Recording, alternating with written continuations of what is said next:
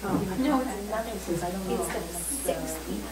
Oh, okay. You like to mark that all up and on its table, and we will think about never. It might just be, might be a confusion. Doesn't Larry want that for him as well? No, this is from. Oh, from Larry? Oh, I thought it was something else.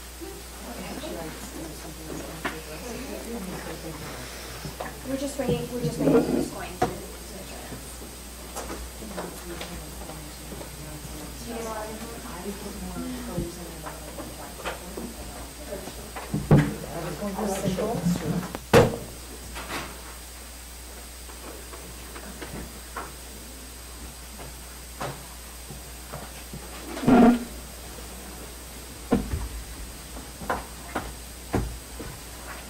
Right, so next up we have our public comment. Ms. Coyne, would you see if we have?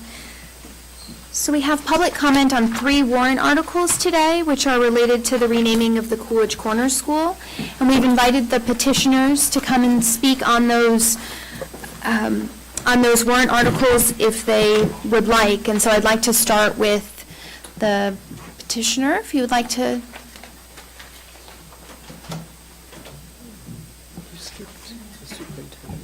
I did skip the superintendent's report, I'm sorry. Oh, there's no one signed up? There is, but this is for public hearing, Oh, I'm sorry. We're on, it's perfect, though. We'll go to this and we'll come back to public comment. Or we have no one signed up for public comment? Okay, so we do not have anyone signed up for public comment. Is there anyone here who would wish to speak on public comment before we move into our public hearing? No. Okay, seeing no one. Thank you. Thank you for coming tonight. Hello. And we appreciate it. My name's Ann Greenwald. I'm town meeting member for Precinct 8 and one of the co-petitioners to change the name of the Coolidge Corner School to the Florida Ruffin Ridley School. I'm not going to spend a lot of time because you all are also co-petitioners for this warrant article and know all about the process, and I don't need to reiterate that with you. I did want to say a couple things that have really come to my attention recently, which is one, that Florida Ruffin Ridley, people have been doing a lot of more research about her, and what has come to light is just more and more remarkable things about her. And so I think that one thing I wanted to point out was she was born in 1861, which is before slavery ended, and she then died in 1943, which was before the Civil Rights Movement. And during her lifetime, she was a suffragist. Before women had the right to vote, she was a civil rights activist and anti-lynching activist in an era where that was incredibly dangerous and scary for a black woman. So I really wanted to just focus a little on that aspect of her life. I mean, obviously we didn't know her personally, but I think that, we have done a bunch of research to try to find her descendants. She had 2 children. Neither of them had any children. So there are no grandchildren to sort of have, tried to locate. We've spent a bunch of us and sort of employed some other people who do family trees and things like that to try to find any more information about her, but we couldn't. So just to let you know that. The other thing I want to say that I think I would really love for the school committee especially to emphasize as you are communicating about this warrant article to the public, that there's been a lot of discussion about the process being flawed, and I happen to think the process was, if it was flawed, I mean every process is somewhat flawed, but if it was flawed, it was also probably the most inclusive and best process we've ever done with anything in this town. So I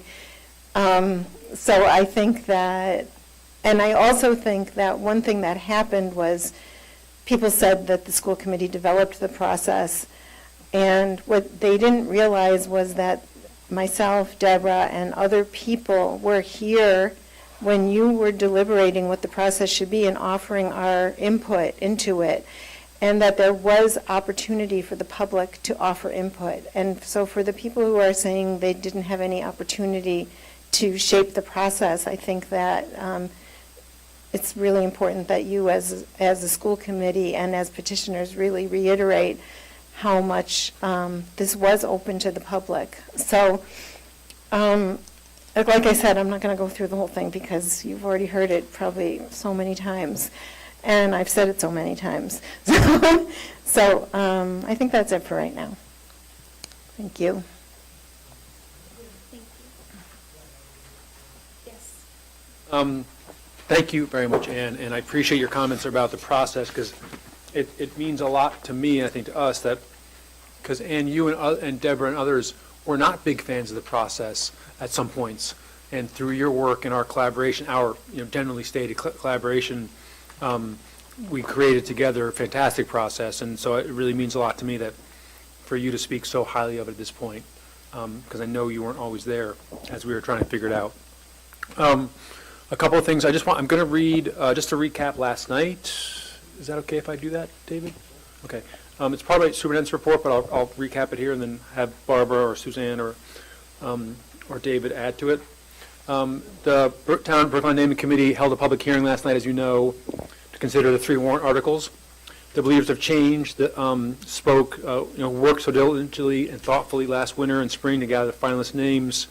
A number of them spoke eloquently about their work and the importance of the new school name to the entire community, and also the importance of the process to them and the school community in terms of what they learned about working together, facilitation, the political process, the history. They spoke eloquently about part of their purpose as a student group was to raise up others who had not been known or noticed in our history, and they truly have done a fantastic job of that with many of their choices in the recommendation.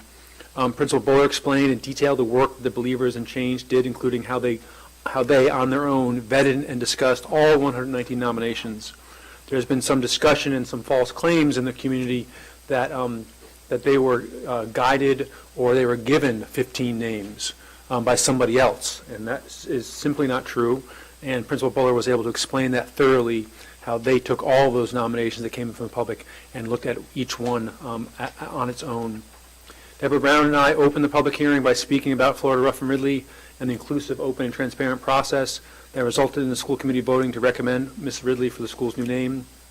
Barbara Scotto, Suzanne Federspiel, and David Perlin also added remarks strongly in support of the Believers in Change, the thorough, inclusive process, and the incredible example Ms. Rough and Ridley is to our students and our community.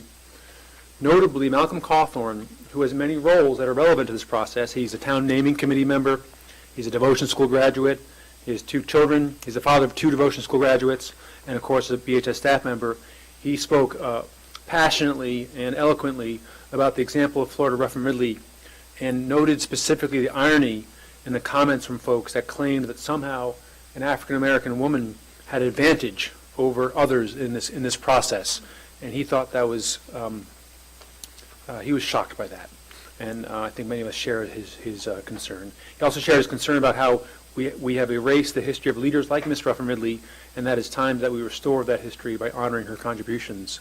And there he was clearly pushing back the claims that by changing the devotion school name, we are erasing history. He believes we're actually bringing history to light.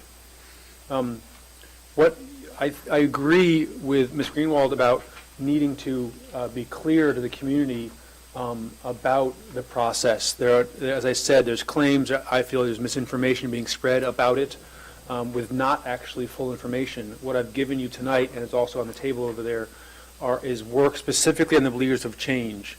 They very specifically had 4 different areas of work, and I think it's helpful to look at this summary of their team development phase, what they learned and did, and who they learned from while they're becoming a team to lead this difficult process.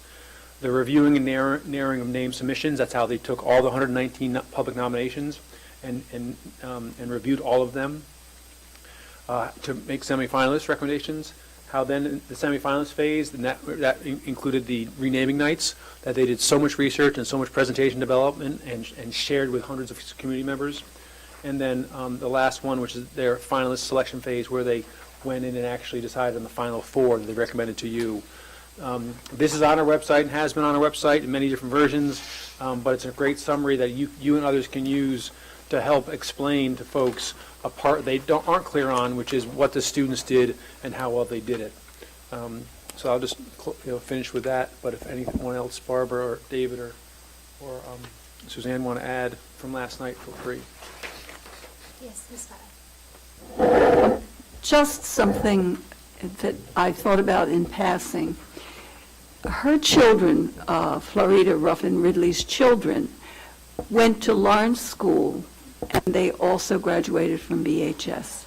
We also know that one of the other finalists, whose name escapes me right now, but he is the tenor, Roland Hayes, he had a daughter, I think, at the Driscoll School. And I think it is interesting to note how early we were allowing our schools to be integrated. There was they weren't, because they were African American, having to go to other schools. And if you recall, it was 1954, I think, before the law was passed, that schools you could not keep people out of school because of the color of their skin. So Brookline was involved very early in allowing their schools to be integrated, and I think that's quite an important thing. I also have to say that if you listen carefully to what these students are saying, what you realize is this was an incredible learning process for them. They were involved in a way that doesn't happen that often. Yes, kids like school, they work hard in school, they're involved, but these children stepped beyond that. They were committed to making this job work. They wanted to get the best person that they could, someone who would conform to the motto of the school, someone that they could all look up to. And I think it is very difficult to watch some of what is being said when you are at the various hearings, when you know those children are sitting there and listening to it, because it is so unfair. So I think we have a lot to be thankful for in terms of the group that was chosen and the results that have come out. So we just have to keep our fingers crossed that this gets through town meeting without any huge difficulty.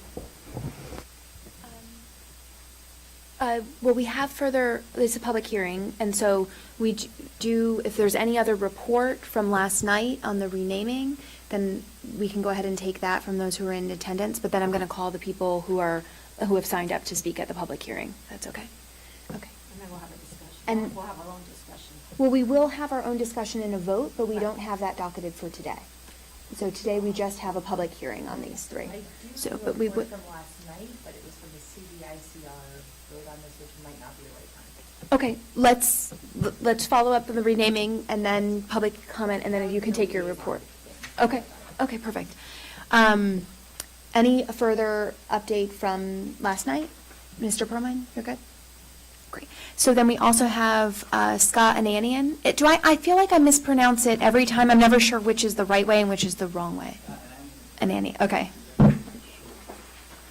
I'll introduce myself, Scott Nanian, town meeting member from Precinct 10, and I'll be very brief because I'm supposed to be at another hearing downstairs in 5 minutes as well. But I don't think I've taken the opportunity just to thank the school committee for facilitating this process. I think one of the remarkable things to me is that although the overall process, unfortunately, is a bit divisive, the actual school committee part of it seems to be bringing people together. I'm always impressed by hearing students who'd advocated for other names, and I remember the school committee hearing where some of you all had other favorites among the top 4, and the ability to which we've all sort of come together behind the school committee's pick and endorse Florida, I think is remarkable. It's a moment of unity in the midst of what seems to be regrettably a rather divisive process. So You know, and again, I regret to some degree that the town meeting is going to be forced to vote against some worthy contenders. There were many, all the names that the students put forward, I think were worthy in all of their own ways. But I think we can be proud that our new school facility will bear the name of Florida Ruffin Ridley, and I'd like to thank the school committee for their part in that. Thank you. Do we have anyone else who wanted to speak at the public hearing on any of the 3 warrant articles? We also, one of the petitioners for warrant article, we don't have the numbers written here, but so to rename the Coolidge Corner School the Ethel Weiss School. 47? 27. We have Mr. Rutman was the petitioner for that, and he's not able to attend this evening, but he did send the school committee member, he asked that Ms. Coyne forward to the school committee members several emails that have information. He also sent another statement that this afternoon, and so Ms. Coyne, if you could also forward that to everyone as well. Oh, perfect. It's in our packets too. So if everyone will take a look at that, and then we can enter those comments into the official record for this evening as well, that would be great. And while there's been a request from Mr. Rutman and others to read his statement aloud, we don't do that typically, but we'll make sure that's in the official record. Yes, thank you. Oh, and Mr. Selman also did his. Oh, great. Perfect. So if everyone will take a look at all those statements, and we have those materials in our packets too. Yes. Is the DICR thing, was that on these warrant articles? Yes. Should we do it now? I think we should, Okay, yes. okay, yeah. Just very briefly, the CDICR held a public hearing and vote on on warrant articles 26, 27, and 28, or at least they were scheduled. Somebody came to present on warrant article 26, and there was a unanimous vote in support of warrant article 26 with an amendment, I suppose, to recommend to the school committee that we consider taking the opportunity to name areas within school buildings, a diversity of names that reflect the diversity of all of our schools.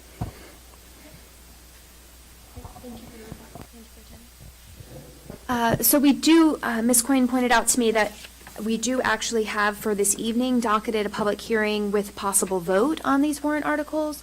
It has been our typical practice that we have a hearing at one night, and then we have our vote at a different time with discussion and deliberation and a vote.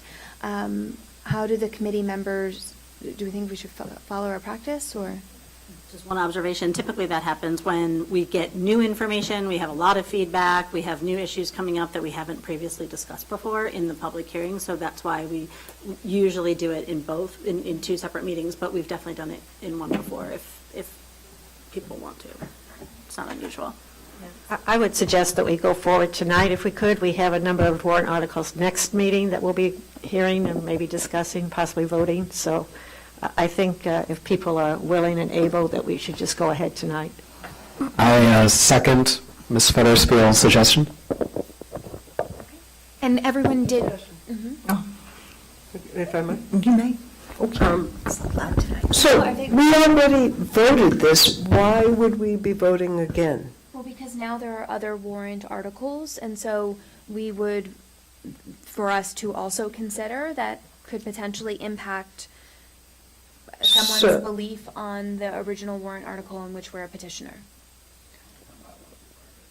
For example, if we wanted to amend our warrant article, Yeah. we would do that here, and the answer could be, we don't want to do that. We want to reaffirm what we Right. did before. It's also, Okay. There are these other. Does someone have a proposed If motion? not spoken about. I just think to address Ms. Charlowski's question, we previously voted in favor of recommending the name Florida Ruffin Ridley, but that was not tied specifically to a warrant article. So now we're voting on the warrant Actually, no, Oh, it articles. was.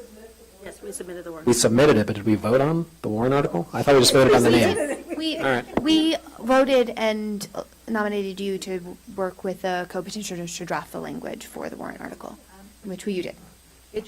it's also worth noting that there's now an amendment to warrant article 26 that's been added as well, which recommends, it's going to be offered after the original warrant article 26 is recommended, and the amendment calls for, I believe, renaming the Coolidge Corner School, the Coolidge Corner School, with name changes, again, being recommended to the school committee, which, a recommendation to the school committee that areas within the building be named all of the diversity of people who have a relationship to the Coolidge Corner School. I'm sorry, I want to make sure I understood. Was your report from the DICR, that was what they voted? No, Or they, sorry, these are two different issues. Okay, so I've already given my presentation on the CDICR. They voted to support warrant Article 26. They didn't take a vote on warrant Article 27 or 28 because the co-petitioners were not present. There is, in fact, an amendment that has been offered to town meeting for warrant Article 26. Okay, so warrant Article 26, when it's being presented, will first involve a warrant or a vote seeking a majority in support of the Florida Ruffin Ridley School. And then there is an amendment to warrant Article 26 that supports renaming the Coolidge Corner School the Coolidge Corner School and changing the names within the building. I'm not going to repeat that awful language again. And then there's warrant Article 27, and then there's warrant Article 28. So there's actually 4 name considerations that are being considered within warrant Article 26, 27, and 28. So we may want to take a vote in order to affirm warrant Article 26 and potentially to take a vote on warrant Article 26 amendment, which I don't actually know if we have documentation on. so do we have a motion? Yeah, just one point I want to make. I don't believe we gave the results of last night's naming committee. So, I might have the votes correct. Oh, thank you. Town naming committee voted in favor of warrant Article 26, to rename the Coolidge Corner School as the Florida Ruffin Ridley School 6-1. They voted, they did not vote in favor of 27 or 28. I don't have the numbers. No, thank you. So, sorry. For Article 27, 3 people voted in favor of recommending Ethel Weiss, 4 voted against. And then for warrant Article 28, I believe it was 5 opposed and 2 abstentions. Right, you're in favor. I thought it was all opposed. No, the 2 abstentions. Okay, sorry. Okay, so are we entertaining a motion? Has someone made a motion? Sure. Yes, Ms. Fetterspiel. I move that we vote on Article 26 and vote, pardon? To reaffirm. Yes, to reaffirm. Vote in favor. Ms. Scotto? I just wanted to mention, there is that, what seems to me to be a glitch, but about what happens if the next article, even if this passes, if the next article were to pass with a majority, that would then become the name, and then the same thing for the next one. So it's a very complicated vote, and I doubt that would happen, but it's something we should know about. So we have a motion. Do we have a second? I would like to make a motion to amend. Okay. I would like to what is the wording? I would like to make a motion to affirm warrant Article 26 and to, what's the opposite of affirm? What is the opposite of affirm? Reject the amendment to warrant Article 26. Yes. Yeah, I only doubt that we don't know the amendment for sure. So I had heard another amendment separate from that, so I don't know what amendment will actually make it to the floor. Okay, I wasn't sure. So I'm thinking for this committee, we should just stick with what we know and affirm 26. So we have a proposed amendment. Is there a second to the proposed, no, wait, you can't second your own. So we have a proposed amendment. Is there a second to the proposed amendment, or are we going to vote on the original motion? I would like to withdraw my proposed amendment. Okay. Is there a second to the motion? Mr. Perlman. Okay? Is there any further discussion? All right, seeing none. All of those in favor of the motion to reaffirm our support of Article 26? Yes. As submitted. Okay, all of those in favor? Okay. Opposed? Abstention? All right, so by a vote of 7 to 0 to 1, that motion passes. So next we have, I did skip over out of order over the interim superintendent's report, so you did give part of that. Do you? Should you vote on the other two? Oh, yes, we should. That allows you then to make specific commentary on it. Thank you for that. So is there a motion with respect to the warrant article number 27? Is that right? Do I have the numbers right? Okay. For Ethel Weiss.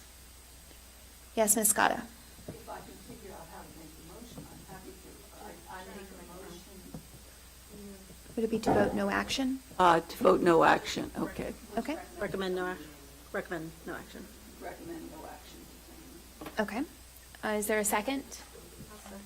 Okay, Ms. Monopolios on that one, and then. Ms. Federspiel can have it. Ms. Federspiel, okay, Ms. Federspiel will second that one. Any further discussion? All right, seeing no, yes, Ms. Monopoly? No? Having had an opportunity to review all the documents and the emails that were submitted, and I read them, I would still vote to recommend to town meeting that they take no action on that warrant article.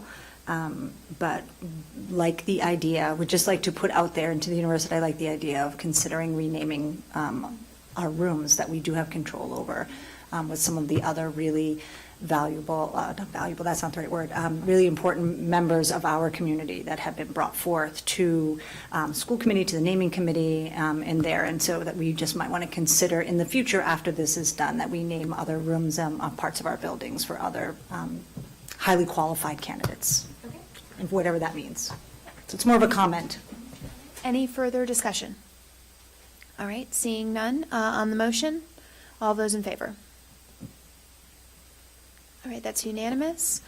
Now we have a third motion on Article number 28. Oh, they even have numbers in front of them. How much gets by you, Julie? I am really, apparently very tired today.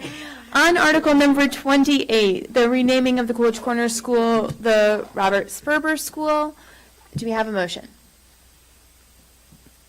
Yes? Thank you, Mr. Perlman.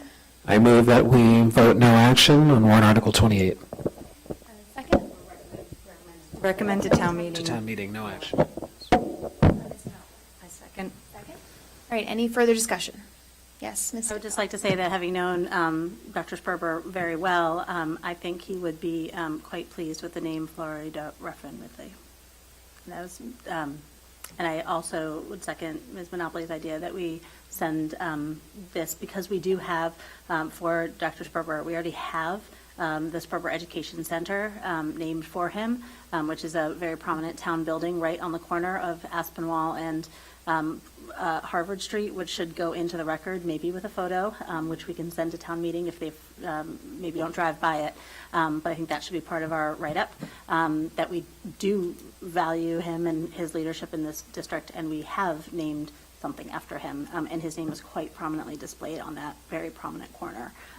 So this is not in any way a sign of disrespect for Bob Sperber and the many, many contributions and that he gave to this district for decades. Thank you for that. All right. And on the motion, all of those in favor? And that's unanimous. All right, now, interim superintendent's report. Not this week. Okay, sorry, let me pass these out.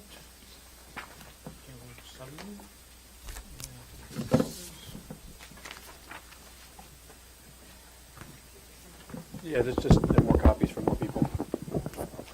So just a few things to catch up on this week. First, the news from the Brookline Education Foundation. I joined the BEF as they honored this year's Margaret Metzger Fellows. The fellows read their thought-provoking essays to a full house on October 4th at the Lincoln School Auditorium. A few of you were in attendance. The Metzger Fellowship has been one of the highlights of the BEF's work and captures the essence of their mission to support excellence in teaching. In case you don't know, there's 6 teachers selected each year. In the summertime, they work with high school English chair John Andrews to support them writing a story about the impact teaching has had in their lives and sort of the essence of their teaching. Each essay this year, as it is every year, was incredibly personal and engaging, written so authentically by our colleagues as a reflection of their profession. Please join me in congratulating the 2019 Margaret Metzger Fellows, Murray Blau from Coolidge Corner School, Rebecca Hayden from Brookline High School, Paul Epstein from Brookline High School, Lauren Akeen from the Pierce School, Megan Walsh from Runkle, and Evan Mousseau from Brookline High School. Again, special thanks to John Andrews for all his dedication and work over the last 5 years. This is the last year of the grant that the Metzger family sort of endowed to the BEF. They and I want to continue this work because it's so powerful both for the individuals who do their writing and learn and tell their stories, to discover and also tell their stories, and incredibly powerful for all those who are there in the audience, learning from them, hearing their stories, and then, as you may know, or I hope you know, those are all captured both in writing and on video on the BEF website. We'll share those with you when they're available on the website, and it's well worth your time to view these. They're incredible, powerful stories about our teachers, their learning, what parents and students and other teachers taught them, and they're also very, very, very well crafted. I was also pleased and able to attend the BEF's October board meeting and potluck dinner on October 7th at the home of their board chair, Emily Dolbear. It's a great opportunity to meet the board of directors, hear about their plans for the year ahead, and share some of the district's priorities for the coming school year. I'm sorry. Go ahead. Yeah. So are you going to continue? Are they going to continue? So in our work, in our work with the BEF this year, we're trying to do a couple of things. One, really get straightened out some of the operations in terms of their grant making and reporting and disbursement and that sort of thing. So just in terms of operations, which is important to both of us, both them and us. And then I've expressed just interest in is there some way to continue this through their grant making efforts or otherwise, because it's such an important, it's such an incredibly valuable experience for all involved and our district and our teachers. That I certainly I hope it's something that we can. I'll support them in those efforts, and I'm not sure in what way yet, and we haven't discussed that, but it would be great to continue in some way. The BHS Scheduler app. This is just a quick. This is something that just happens sometimes because we have great students doing great things. Brookline High School junior Yuen Liu Chao has developed an amazing app for use by BHS students and teachers alike. The app, called the Brookline High School Schedule Tracker, and is available for iPhone users and allows students and staff to easily track their daily schedule. They can select A week, B week, their location, whether it's Old Lincoln School or 115 Greenough. And given the complexity of the high school schedule this year, this app has been very well received. Yuen Liu rolled out the app to ninth graders on Convocation Day to great applause. One of the biggest worries for the ninth grader is the schedule, and so Yuen Liu's app has been very helpful in that regard. He's still working to address some minor glitches we find out, but to make the app even more user-friendly. I have it on my phone in case I want to track down Anthony Meyer. But it's simple, easy to use, has lots of great options. Students can put in their own schedule and their own classes as well to help keep track of where they should be, and it's just a really nice thing that he's done and a real service to so many people. Can I just speak briefly about Yenler's impact to the Sure. BHS community? Please Because he's done a great deal. He's a junior mentor, junior representative. He's helped a great deal on back to school night, gave a fantastic speech to the ninth graders, like you mentioned. He also was elected to legislature by a near unanimous margin by the student body. The schedule has helped immensely. Like Mr. Loomis said, it's incredibly popular at the high school. Lots of students use it. It's made conditions a lot easier for ninth graders. So just the entire Brookline High community is incredibly indebted to him, and we're very grateful to have him. And want to thank you very much, Mr. Cannon. And also, just part of what the app also has, and I can see this right now because I'm looking at the app, that school ended 5 hours and 1 minute ago, and that school starts in 12 hours and 13 minutes from now. So, and now it's 12 minutes, and it counts down. So, but just it also has maps of all the school locations. It's a great thing. It's called BHS Schedule Tracker if you want to download it from the App Store. So, Boston 25 News visited the Runkle School Kitchen. This was good news. We were a little concerned, but no. As part of a story about health and safety inspections of local school kitchens, the town Assistant Director of Public Health, Pat Maloney, worked with us to accommodate the request of a news crew from Boston 25 to visit the Runkle School Kitchen to film the mandatory health inspections that we do every year. It will come as no surprise that our health inspection was successful. The Runkle School Kitchen, and indeed all of our food service facilities across the district, are well managed, properly supervised, and strictly adhere to all health regulations. Following the inspection and filming, Mr. Maloney wrote to share his thanks for our willingness to accommodate the news team. He specifically commended Sasha Palmer, Food Services Director, Tess Washburn, Food Services Assistant Director, and Matt Gillis, Director of Facilities and Operations, for ensuring such high-quality supervision and operation of the kitchen at Runkle School. We've been told the news segment will air in early November, and we'll share it with you when it's available. And I just also give a shout out to Mary Ellen Norman for heading up all of this, because we've worked really hard on this in the past year. So thank you, Mary Ellen. Absolutely. What he doesn't mention is actually the TV, the reporter also thanked us and was impressed with how it was, for what that's worth. The TV reporter also acknowledged how well it went, which is also notable, I think. School visits, so I've done a few of them this past couple weeks. I visited Dr. Asa Velius and several classrooms at Heath School. Also visited Pierce classrooms and with Principal Leslie Ryan Miller. I'll talk in my next superintendent's report about the faculty meeting they had this past Tuesday afternoon, which is on some the work that they're doing on intervention blocks. I'll share more about that next week. I also joined MEDCO Director Keith Lazama for some school visits, both at the high school and also Driscoll School. At Driscoll, I met Veronica Kimbrough, our MEDCO advisor, and also visited BHS to meet with Malcolm Cawthorn, Kendall Jones, and James Cradle. Great opportunity to spend some time with our high school students at MEDCO, hear about their plans beyond their senior year. I happened to be in their student room there, and it was all seniors, a bunch of seniors in there, and they all have fantastic plans for both what they're working on now to get into college, where they're hoping to go, and also for more than half of them really had a clear idea of what they wanted to get done at college too. So, which I'm always surprised to hear seniors in high school talk about that so articulately, because most of us, I'm pretty sure, didn't have plans like that when we were seniors in high school, but these days kids do. The Runkle PTO hosted me at a parent coffee on Friday, October 4th in the school library, where I shared an update on our long-term capital plan, the renaming of the Coolidge Corner School, the fiscal challenges that are ahead for all of us, and our professional developments underway. Next parent forum will be October 22nd at Driscoll, which is next week, I believe. You may be surprised to hear that we are already planning our kindergarten information sessions for next year. The Office of Registration and Enrollment, which used to be called the Office of Student Affairs, is already busy planning for the arrival of the kindergarten class of September 2020.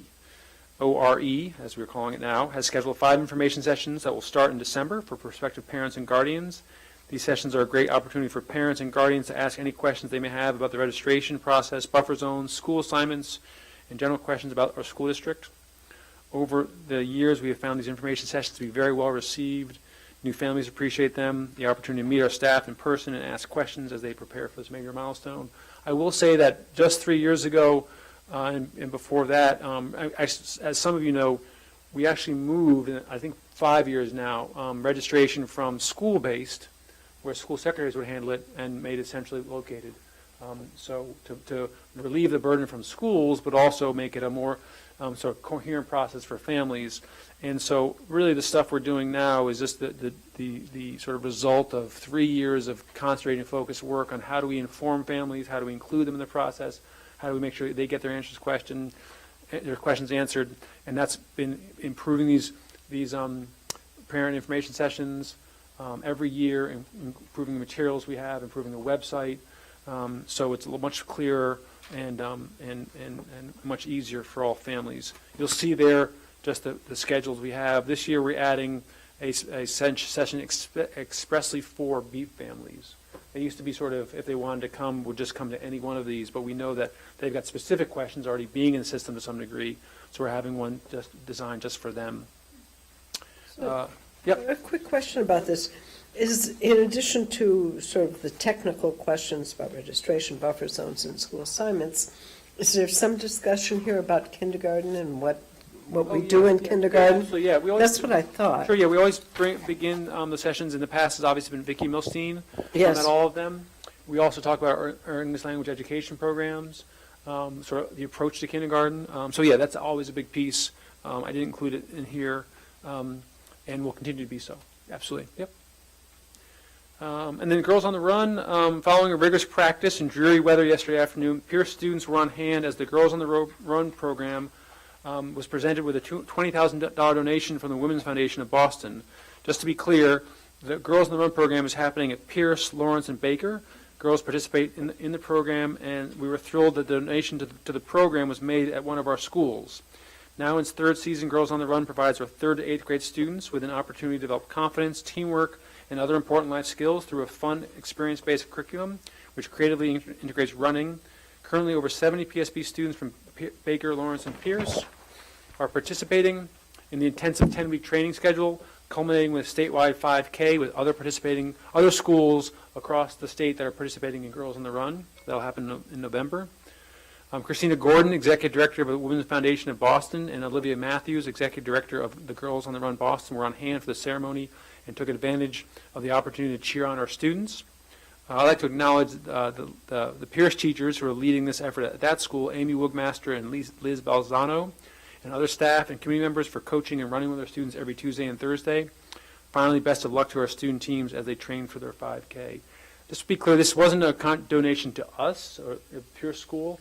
It was a donation to the Girls on the Run organization that oversees all the statewide programs. It happened to take place at Pierce because we're close by. They have a real affinity for the program, and the program is going very well.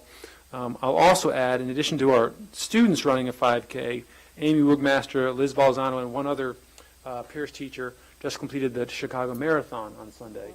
And they were all at work on Tuesday, feeling pretty good from what I could say when I talked to them. They weren't limping or anything like that or hobbling around, but they all got personal records at the marathon. So in Chicago last Sunday. So a lot of great stuff going on at Pierce.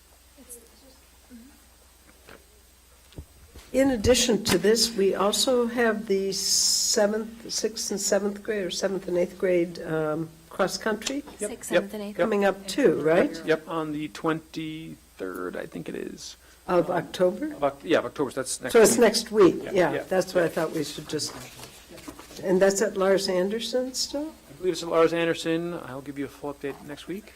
Okay. Usually it's at Lars. Yeah, I think Yeah, I so. think it is, It yep. is.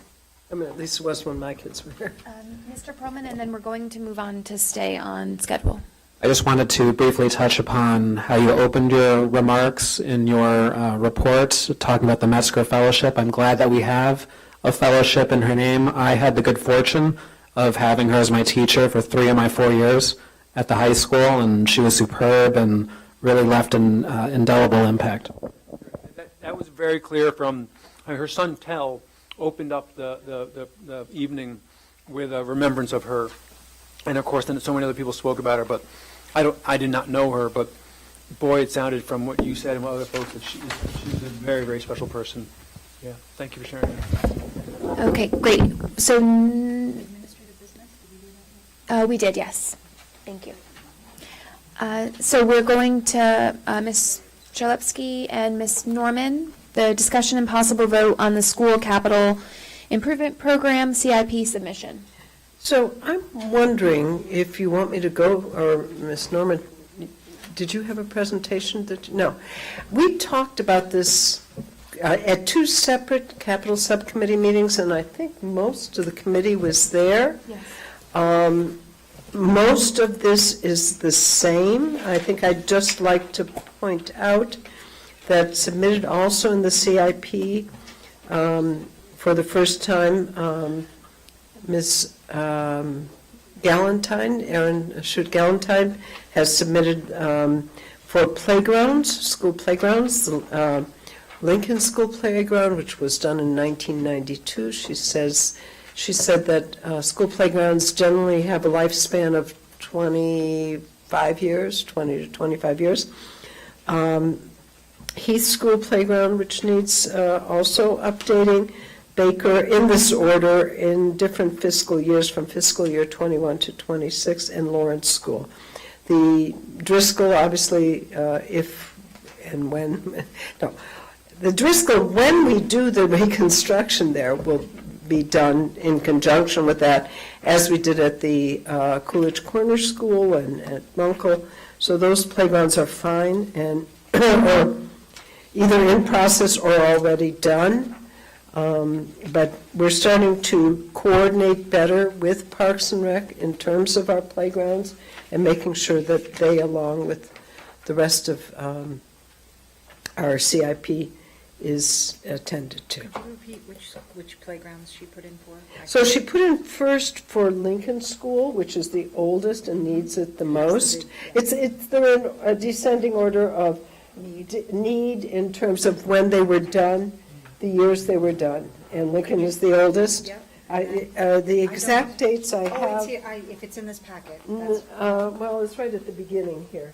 okay, thank you, that's sufficient. The amounts are there. Thank The you. amounts are in the packet. It's about $2,500,000 for each playground to totally redo them. That includes the blacktop, that includes the parking lot, and the play structures for all of the, for each one of the different I schools. noticed this is a different one, this amount. I think that may be an error, because I'm pretty sure that all of them were at 2.5. It seems a significant discrepancy. Yes, it is a significant discrepancy.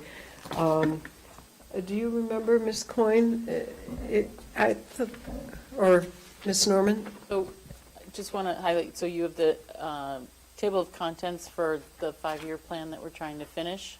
So I'll make sure the edits are correct. So part of what we're doing in the table of contents is for the various, when these all turn into articles, is to actually have the dollar amounts on this table of contents as a quick reference. This is a draft, should be emailed out to the committee members as information, because they're still fine tuning some of the CIP submissions and the amounts. This is a weird packet. Yeah, I'm not sure what you have in front of you. I have a packet So of this is somewhat the- identical They're all the pages. I'm same, confused. they're all the table of contents, it's multiple pages in the same table of contents. Oh, Repeated over and over. oh, that's in, It's so you like should only 5 have, of the table of contents. no, there should only, I'm just and Oh. this helps me the understand. table of contents is only 2 pages. So, oh, there, it's front and back sided? No, but there was another piece that we got here that Right, is this just, It doesn't make any, Oh, maybe, do you need it, is someone making copies for something else? there's like I don't know. 5, page 6, 7, 8 pages of the same thing in a row. yeah. So 9, 10. somebody may have made one copies and then it got copied again. Yeah, no, this is all, it's just the front and back of the first. This is duplicate, right? Am I correct? I just want to make Yes. sure I understood. I didn't understand the document in front of me. Correct. Okay. But I think also, if I'm not mistaken, the 250,000 should be 2.5 million for Baker Yes, School. that's probably, yes. That's Yeah, just that's a left off typo. to zero. Can I ask, I don't have a Sure. microphone. and I Oh, feel bad. no, I'm sorry, just to be Don't- clear, just because I'm very interested in this topic and I'm very excited to see this in the CIP. It's something we talked about last year at Capitol, or whatever, it's a plan. So the idea that it's there, right, and we needed a placeholder, and I'm excited about it. Will there be in the document, I see that this is a draft, an estimated timeline of years that these projects, I see a general timeline. Would it be sort of one project and then when that's finished, the next one, or is it a gradual overlap? I don't know if there was any discussion. So the discussion had to do with the funding of it. And one of the ideas that was thrown out by Ms. Galantine is to include it in one of our overrides to do all 10 million for programs. No, not necessarily, but do the override for it so that when you did do the programs, you would have the money to do it, and it wouldn't take away from other CIP items. That's not clear that that would happen. I think that we need to continue to push to get it into the CIP. It's difficult to do, obviously, with all of our CIP needs. So, and at some point, it becomes a safety issue where there is no choice. At present, they do maintain all the structures and get parts, to replace parts, but it becomes quite difficult. Are there other questions about the CIP? Yes? Just one note on the high school project. Since I appreciate that this is the list of things that the building department had asked for that were not included in the renovation, I will only note that there are maybe other things that are getting value engineered out of the project that may need to get built into the CIP over time. And it may be true that some of these, I think it's worth a conversation of $400,000 for AC in the auditorium and that sort of thing. So I think there's, especially if this is for FY '21, to both plan and construct in FY '21 and '22, because that is during the construction project itself. So I would just sort of put a flag on this and to say it's probably worth a little bit more conversation. I'm sorry I wasn't at that capital meeting, but this one might be worth a little bit more conversation. So, help me a bit. They're listed, the high school interior, okay. So just to rewind, there are a number of things that the building department considers deferred maintenance on the parts of the building that are not being renovated. Right. Like the auditorium, like a bunch of other things. Right. And so this is their list of everything that was deferred maintenance that is not happening on the rest of the building. Or some of it also has to do with, oh no, I guess it didn't. I thought it had to do with the Tappan Street Gym too, but that's not included here. So there are other things that are because of the costs that are, escalation past of the bids that came in high, there are other things that are getting value engineered out of the BHS building project, which we may want to consider adding in here. We may drop them entirely. We may add them in here. We may say it's more important than painting whatever. So at any rate, I just want to flag that list is probably not going to be available until we have the full information, which is probably the end of this year.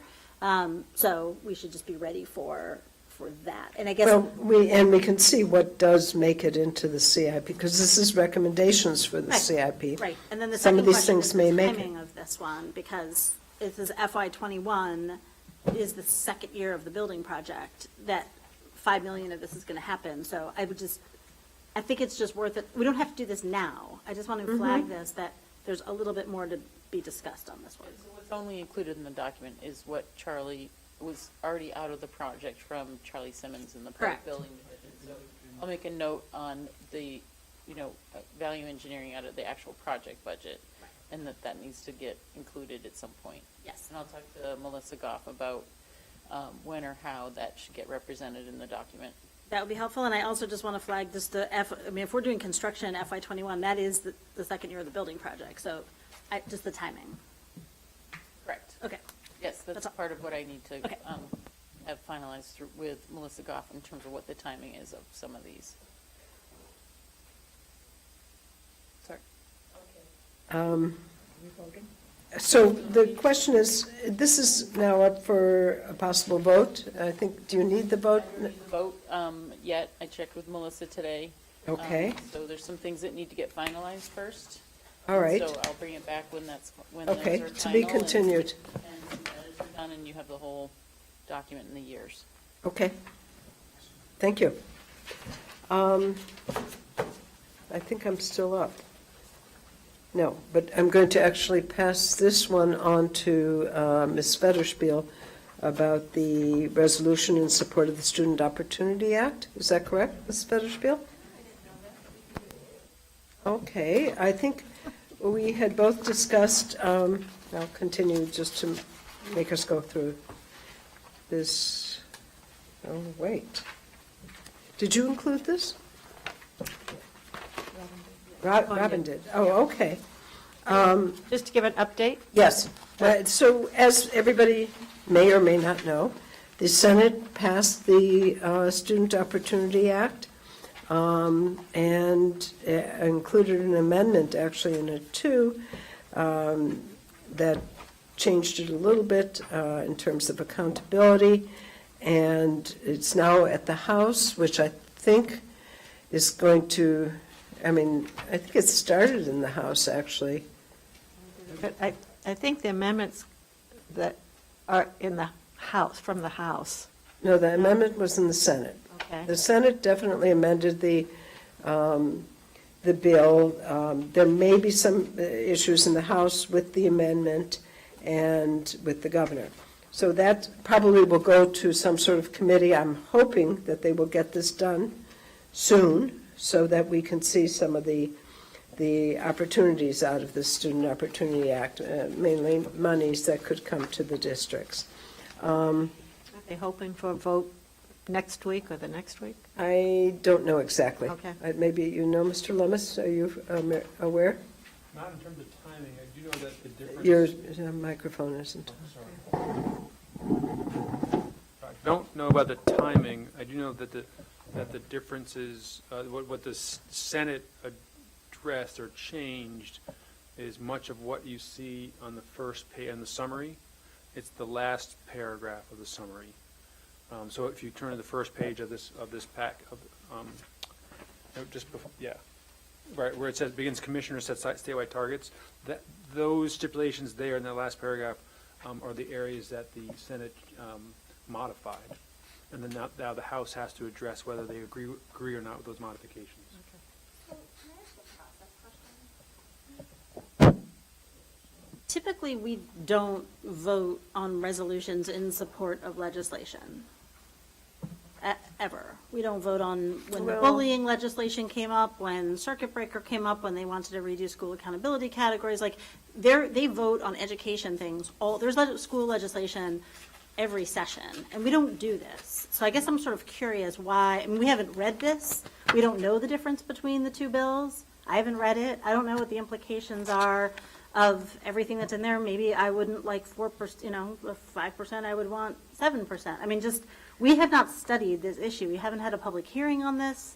We haven't read the legislation we're voting on. We don't do this because we're kind of busy and we don't have time to comment on everything that in my experience, we don't have time to comment on everything the Massachusetts State Legislature does. So why are we, Okay. I don't even understand why we're talking about this. Well, I think because it really directly affects us in terms of the budget and our monies that are available to us. Lots of things do. This more so than any other thing that has come down the line. In addition, we did, as a school committee, take in a position on the UNS amendment way back when. Yes, that was a while ago. You can look at me like that. What decade was that in? Huh? What decade was Wasn't that? that long ago. It started with a 19. Okay. Anyway. All right. 20 years. We're talking 20 years ago. Right. Okay, so let me just reiterate, we don't do that. Since 2006 we don't do these because we haven't read the bill. Well, we do take positions on these things when we talk with our legislators, and we did talk to them about this act and how important it was. But that's different than. That's different from saying, when we do all that. I'm not sure we want to sign on to the We are in strong MTA support. resolution, but I do Well, think no, that. this says, we are in strong support of the act released by the Education Committee and passed by the Senate. I have not read that. I would assume most people, maybe Suzanne has, I would assume most people have not read that entire thing. So I don't understand why we're in strong support of something we haven't read. Like, this is a specific version of the bill, even. Ms. Monopoly. I just don't understand what we're doing. Sorry. Okay, so I think maybe there's two parts to this. So, one, just because we, in the last, 6, 10, 12 years, haven't done it, doesn't mean we can't or shouldn't. So that's an argument that I hear, and that's a problem for me. Because school committees take positions all the time on issues. MASC comes out with positions and resolutions all the time. Because they are of direct impact to what's important to us, and funding is a major impediment to a lot of the mandates that the government, state and federal, put on us, and we are not properly funded for those mandates. So I think it's completely reasonable that we take a position on this. If people feel that we need more study on it, then that I'm willing to entertain that idea, but I'm not willing to say, because we haven't done something, why are we doing it now? We're doing it now because there are members of the committee who are interested in doing that work, and so people can vote for the resolution or against it. If we need more information, that's something different, but the argument of why are we doing this is because it's important for schools and it's important for school funding. That's my 2 cents.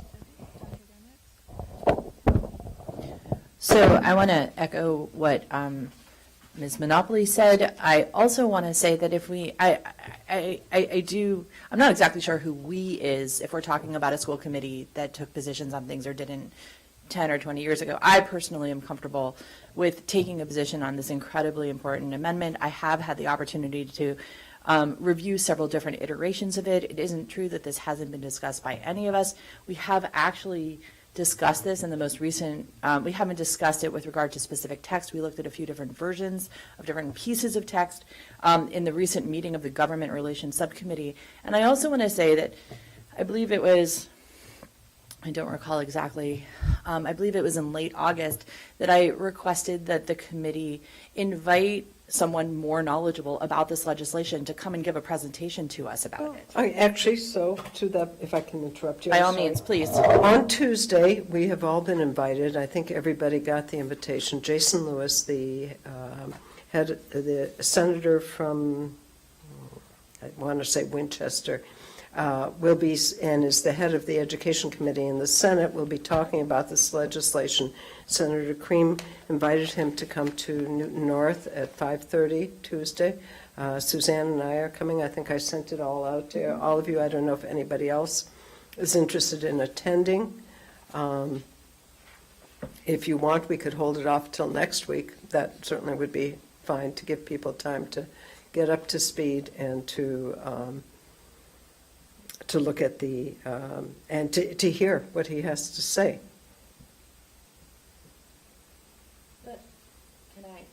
Yeah.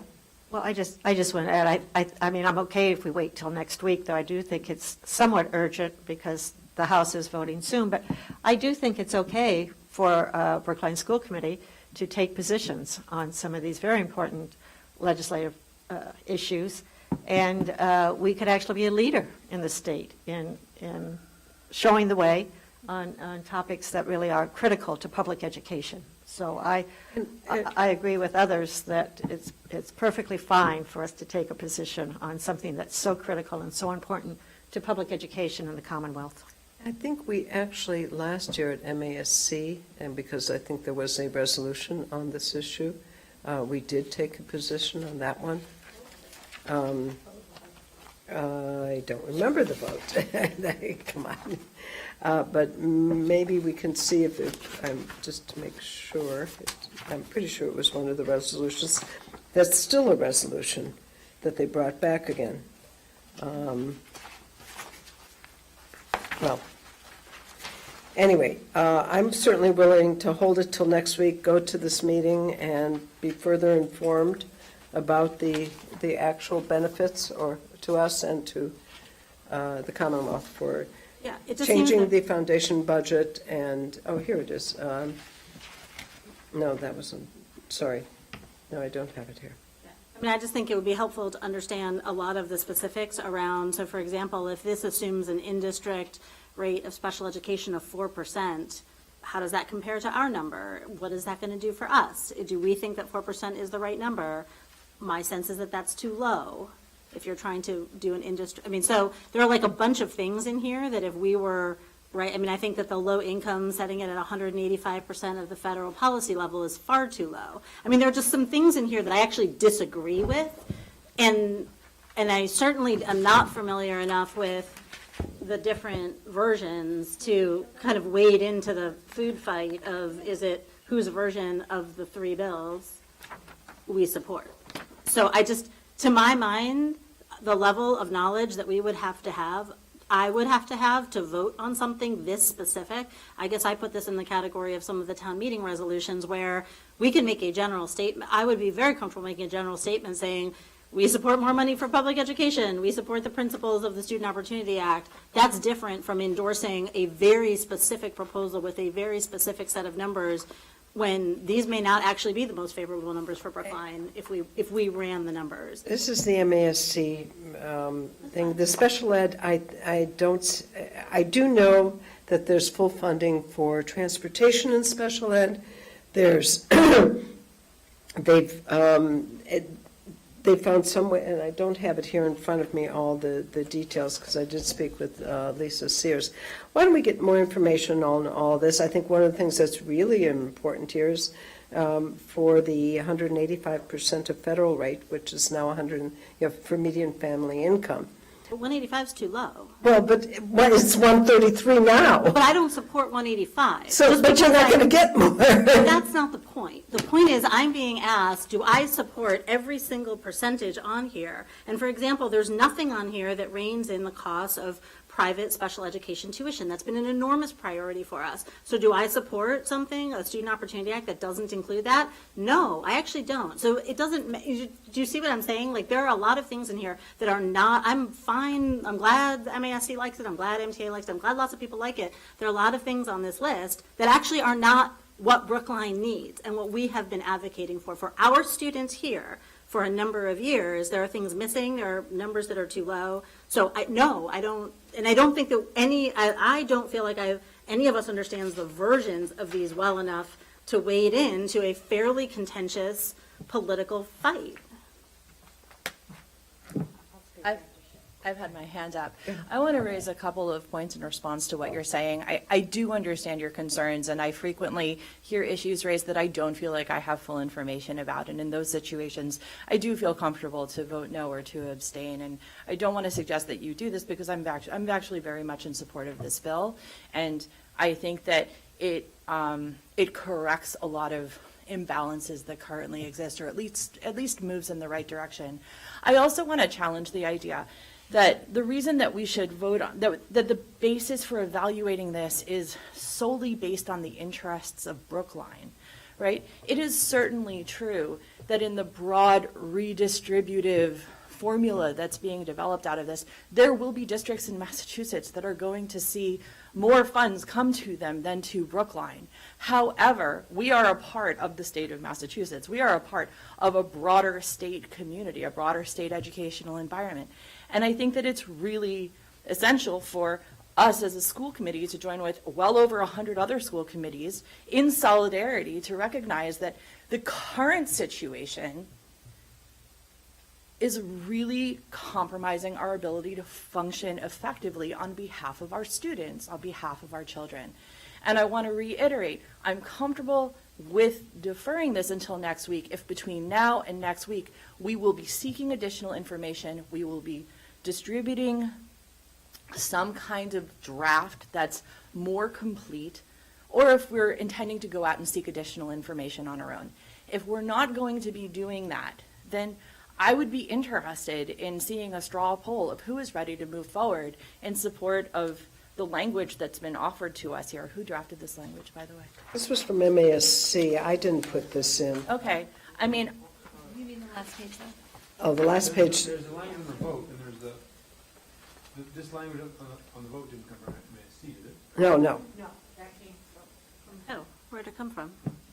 That came from Fund Our Future, which is a coalition of people who are looking for additional spending from the state for public education in the Commonwealth.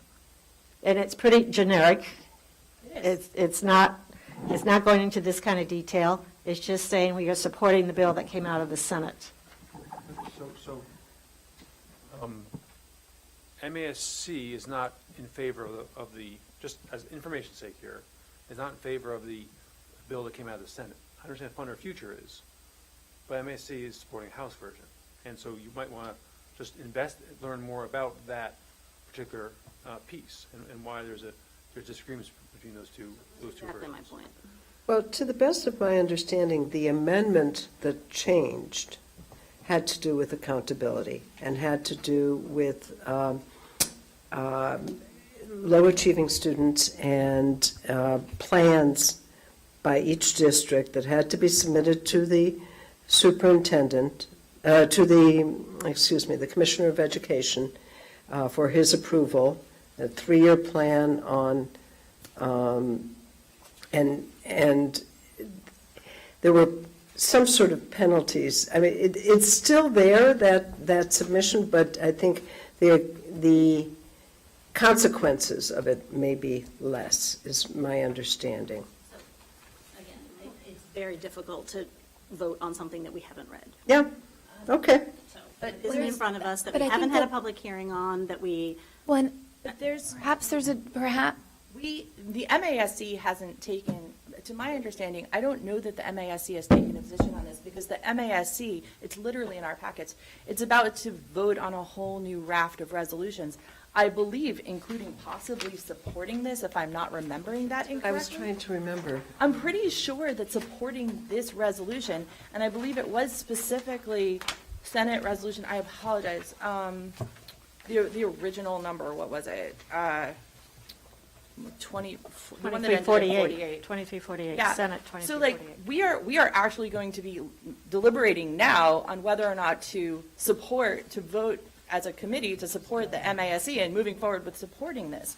So I don't want to say that the MASC is or isn't supporting this. I do think that, yes, there's an informational gap, but I think that there's a question about whether or not we have full information about the overall trend and the overall thrust of what the purpose of this legislation is. And the purpose of this legislation is a first time in 25 years, I understand, effort to rebalance financing of districts so that they come closer to funding us as fully as possible relative to where we were this year. Okay? And I think that, and I think that we could potentially have an opportunity, I mean, I don't actually know if there would be I think I'll just stop right there. I'm wondering if someone- our state representative has any words he'd like to add.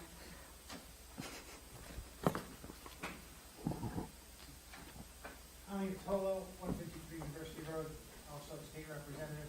I'm delighted you were discussing this, and I'd be happy to hear your opinions as a body or as individuals. What I do want to... How about now? Here we go.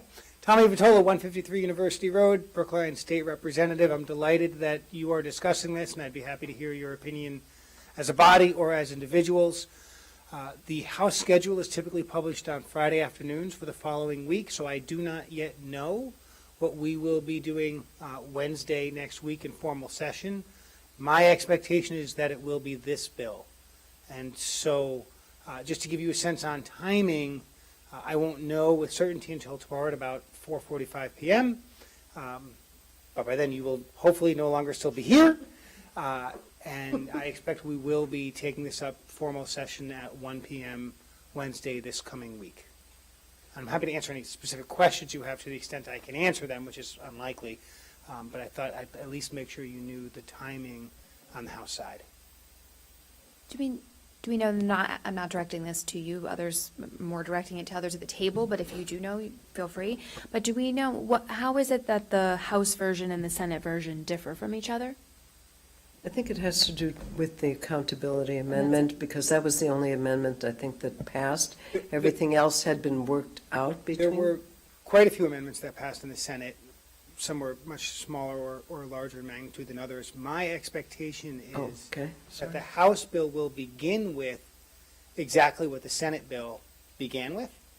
The Senate bill went through and had a series of amendments. The Senate is a little more free-flowing with amendments than the House, I'll say. There were 69. Yeah.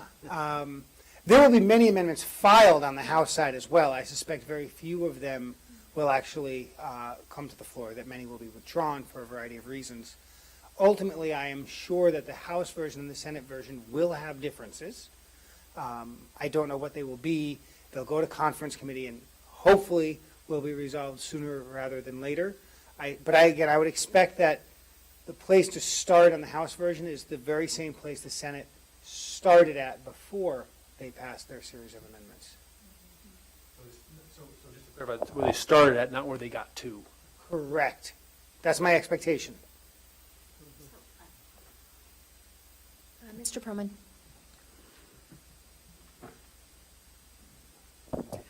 It seems like we still have confusion about what exactly we would be voting on, which version is better than the other. So I would echo Ms. Monopoly's sentiments from earlier to her first point that just because we haven't done something in a long time, that therefore we shouldn't do it now.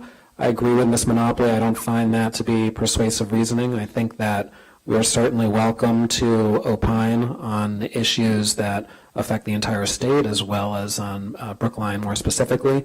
So I'm perfectly fine with voting on this at some point, but I do think that we want to cross all our T's and dot all our I's and make sure that we make an informed vote, knowing what we're voting on, why, how it's going to have an impact.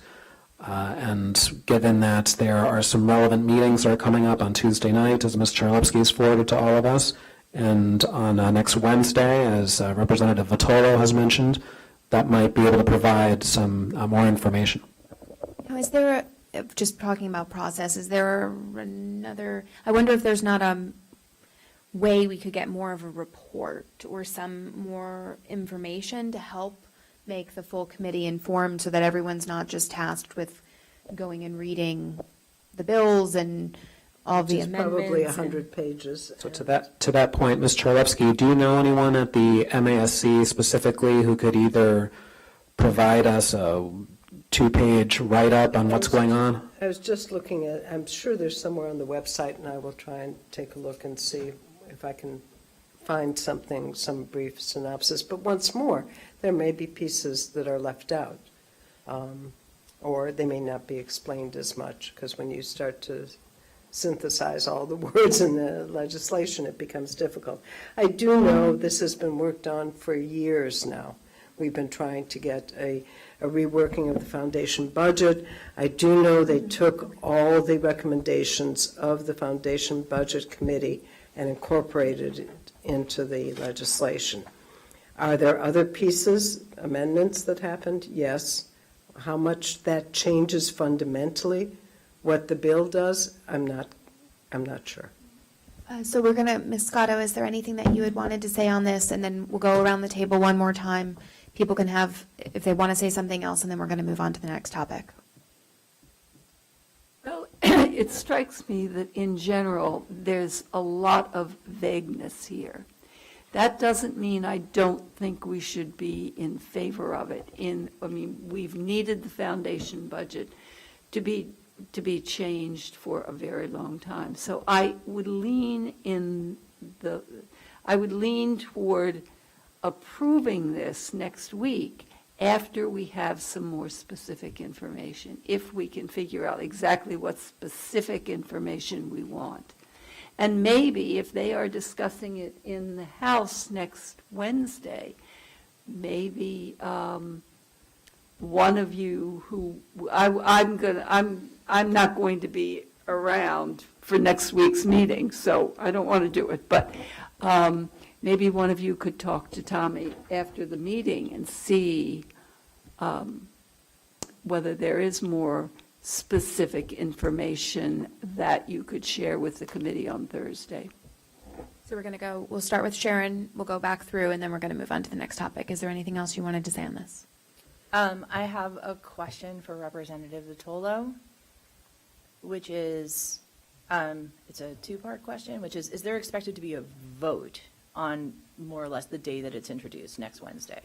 Yes. Thank you. And is there any possible universe of possibility in which we would ever have the ability to see what will finally be voted on in its complete form prior to that vote on Wednesday? No. Thank you. Given these, I would like to, I don't actually know if I can do this, but I would like to make a motion to take a straw poll about moving to a vote on this week, because this seems timely, and if we wait until our next meeting to discuss this, it may be too late to express our support. Ms. Monopoly? So those were some of my questions. Will a voter resolution next week be too late and therefore ineffective, and to the extent that it could be effective? I do want to say that I think that any version that includes more accountability also increases our cost and our human labor and our financial resources in order to provide that accountability back. Not that I'm against all accountability, but we get a lot of unfunded mandates, and so this sort of seems to me to be part of an unfunded mandate on how we're going to use the extra funding. So I'm wondering if there is some sort of language that we can come to consensus about tonight, so that we can move something in support of the Student Opportunity Act and to encourage our legislators to pass this, because whatever version it is going to be more money for us. And so we want to get this done, and the sooner it gets done, the faster it can be implemented. So that would be my next course of action. Sometimes the perfect is the enemy of the good. And just one other question, Mr. Vitolo. What kind of vote will they have if they don't, or have you already had time to submit amendments? Tomorrow, when the House calendar is released for next week, Yes. the items that are on the docket for Wednesday will be published. Right. And it is at that point that amendments can be filed. My expectation is that amendments will be open until Wednesday morning. Oh, And okay. so between Wednesday morning Mhm. and Wednesday afternoon, it will be my responsibility to read and understand all of my bet is about 100 amendments that are filed, understand the ramifications on the bill individually or in permutation, and figure out what the heck I'm going to do with all of that information. The session will open at 1 o'clock p.m. If it's anything like it was yesterday, we'll get out around 10 o'clock at night, and we will finish with a vote on engrossment, which is to say we will finish on now that all of the amendments have been included or excluded, will you vote yes or no on the whole bill? And my expectation is that I will vote yes, and that it will pass. But again, we don't know for sure if this is even on the docket next week. We expect it is, but we don't know for sure. There's an awful lot of uncertainties with all of it. But the amendment window will likely be open from Friday evening until Wednesday morning. There are exceptions, and every week is a new adventure, but that's typically how it works. And then if it's a different version than the Senate version, it will go to conference committee? Correct. And the time it takes a bill to get through conference committee can vary between hours and until the end of the session, where they do not find agreement and the bill doesn't pass. Which happened last time. That happens on bills all the time, yeah. Yeah, but happened on this That's particular right. bill. That's right. Last year. Now, we're much farther ahead in the legislative calendar than the last time it passed, so there's much more time in conference committee if they need that time. Anything else? I would support having a straw poll for tonight, so that we can give at least one of our state representatives our views on this and our support for this. I will support certainly the law as I know it, the act as I know it. I have done so personally, contacting my representatives and senator, and I would encourage us to do it. I think that I could be wrong, Tommy, but it's helpful even to know that we support the kind of spirit of the law and the direction that we want it to take. Is that the case? Okay, so even if we don't know all the 69 amendments, even if we think this doesn't address everything, as we know, legislation seldom addresses everything, nor is it everything that we want it to be. But it is certainly, I think, this is the right step in the right direction for public education. And I would just add that you don't have to just press the yes button or the no button. You can provide text clarifying or providing direction rather than just saying, we absolutely want you to vote yes on the pure bill or no. We like this direction, we're concerned about this. You can provide that extra qualifications if that's helpful in expressing what you think ought to happen. And this way, regardless of what amendments are filed, that expression can be helpful in navigating the amendments as well. Ms. Dickoff. So a couple thoughts. I mean, first of all, and maybe I didn't say this well, I'm not opposed in general to voting on things that other bodies are passing. For town meeting, for example, we're voting on a whole variety of warrant articles that directly affect us. So if I overstated that, I apologize. I do, though, want to sort of refer back to our conversation of last week where we talked about, are we going to be taking positions on police cameras, which affect our students? Are we going to be taking positions on vaping? Are we going to be, important issues that affect our students? And so to the extent that we can pair this conversation with the last conversation, I would just say as a philosophical matter, it's probably important for us to have some criteria about the kinds of things that we weigh in on or not. Again, given the fact that many, many things that pass through the state legislature and affect the schools. So that's number one. I think that if we're going to start down this road, we should have some criteria about what rises to the level of something that we're going to consider, and not have it just be happenstance or someone emailed us or whatever. I think we need an actual, philosophy of how and when we are going to make statements like this. So I think that's number one, and I'm fine doing it sometimes. The one thing that I do feel pretty strongly about, though, is that it is, in principle, really bad governance to vote on things that we haven't read. Full stop. It is bad governance. And I haven't read these things. I would suspect most people haven't read them and absorbed them to the level that is required or implied by the specificity in the wording here. So if the question is, do we generally support reform? Do we generally want this thing to happen? Do we generally want more funds? Sure. I think that's very different from saying we support this committee's bill versus that committee's bill and this specific set of percentages here. Because it may be true that the perfect is the enemy of the good, but it is certainly true that the illusion of governance is worse than no governance at all. Because and I don't think this is real governance. I think this is sloppy and has the potential to be pretty problematic if we don't know what we're voting on. I think it would be helpful to hear what the MASC has to say. I think it would be helpful to hear, if this is going to pass the House anyway, then I'm not sure being specific about something we haven't read tonight feels problematic if you all are about to then go debate those specifics, because we haven't read those specifics. So it just feels sort of strange. It feels if we're going to do this, it feels much more, intellectually honest to actually read what comes out of the Senate, read what comes out of the House, and then have an opinion on. It'll be too late. No, for the conference. No, it's not too late. The conference is not going to happen in an hour on this one, right? This is not going to be, I would be shocked. And I think it would give us a sense of, look, these are the real points of debate back and forth, and then we can talk about the real points of debate. And if we want to make a general statement tonight in support, that's fine. I feel it's very strange to support something this specific that we haven't read, and I think it's bad governance. Ms. Scott or Mr. Perlman, anything further you wanted to say?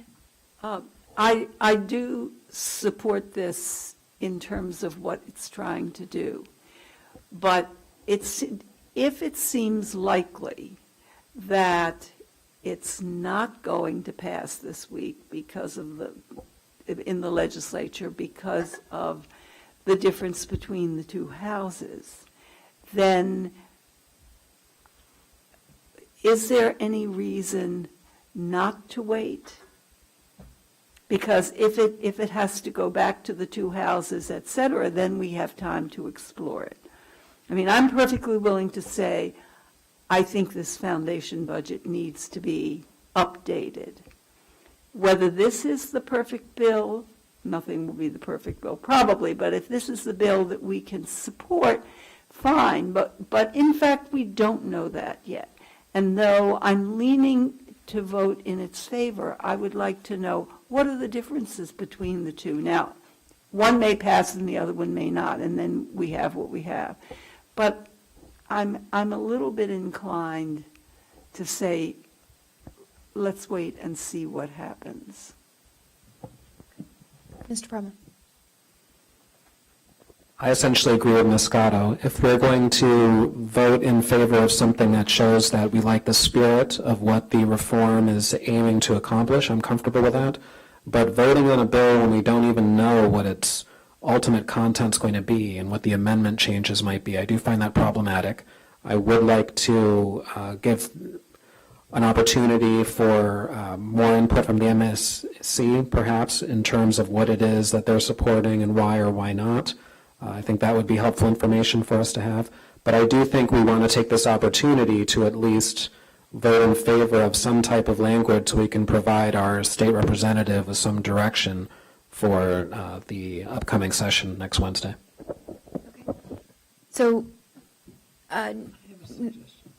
so I'm going to say my thoughts on it, and then we're going to see if there's a motion or however we're going to proceed going forward from here, call for more information.